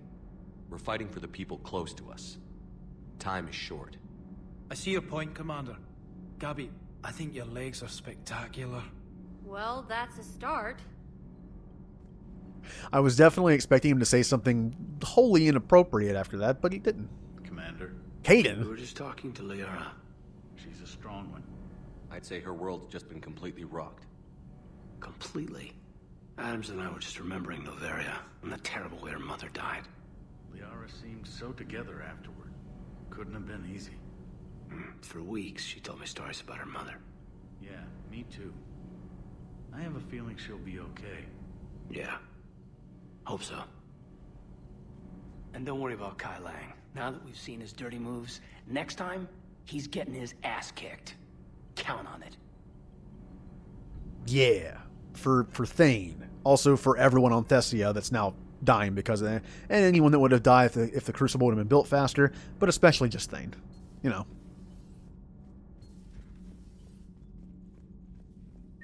Was there anyone else here? Oh yeah, Javik. Sorry. Why do I always forget about Javik? No, you're not Javik. You're scarier looking. That's not true. We earned our place in the galaxy. Stop denying reality, Asari. Your people took the knowledge of my people from the beacon. I have a name. It's Liara Tassoni, and I'd have... Hey, settle down. My home was just destroyed, and all he can do is gloat. Given what's happened today, I think you owe Liara an apology, Javik. Apologize for the truth? For not doing more. You're a Prothean. You were supposed to have all the answers. How could you not stop this from happening? We believed you would. Long ago, we saw the potential in your people. Even then, it was obvious. The wisdom, the patience. You were the best hope for this cycle. So you were guided when necessary. Well, it didn't work. You're still alive, aren't you? Your world may have fallen, but as long as even one Asari is left standing, the fight isn't over. I guess that goes for Protheans, too. Despair is the enemy's greatest weapon. Do not let them wield it. Liara Tassoni.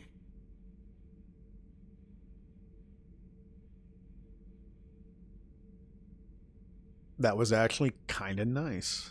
That was unexpected. Thank you. We still need her talents. If grief overcomes her, she will be lost to us. So did you actually mean what you said? Does it matter? Liara's been a good friend to me. It matters. Then I will tell you what you want to hear. I meant what I said. Carry on. I suffered many defeats in the last war, Commander. Let this loss be the fuel that powers your rage. If there is to be victory in this war, it will be for all cycles. The living will avenge the dead. And do not concern yourself with Thessia's fate, Commander. The loss of a planet is insignificant next to the loss of the galaxy. It did that thing again where it triggered twice without me pressing the button. I think we missed the first line of the second one. Your Liara Asari asks many questions. You would think she'd never seen a Prothean before. I am with my own thoughts. We need to look at this at some point. Now, I know that if you ignore this thing, different things can happen. I mean, we don't know what happens after the game, obviously. And by the way, I think I'm stupid. I didn't even talk to, well, Liara was down here, but I didn't talk to Garrus. Liara's probably back in her room now. Yay. I saw... Alright, oh, wait. Wait. How bad? Oh. I've never seen Liara like this. Not even after Noveria. Damn. Can you talk to her? You've known her as long as any of us. And with Palaven... I'm just another damn reminder of how many people are dying. You should talk to her. I just regained my homeworld. She just lost hers. Well, I don't have any magic words. She needs time. Maybe call her later. She went straight to her cabin. She's not... I'll go talk to Liara. You're a good friend.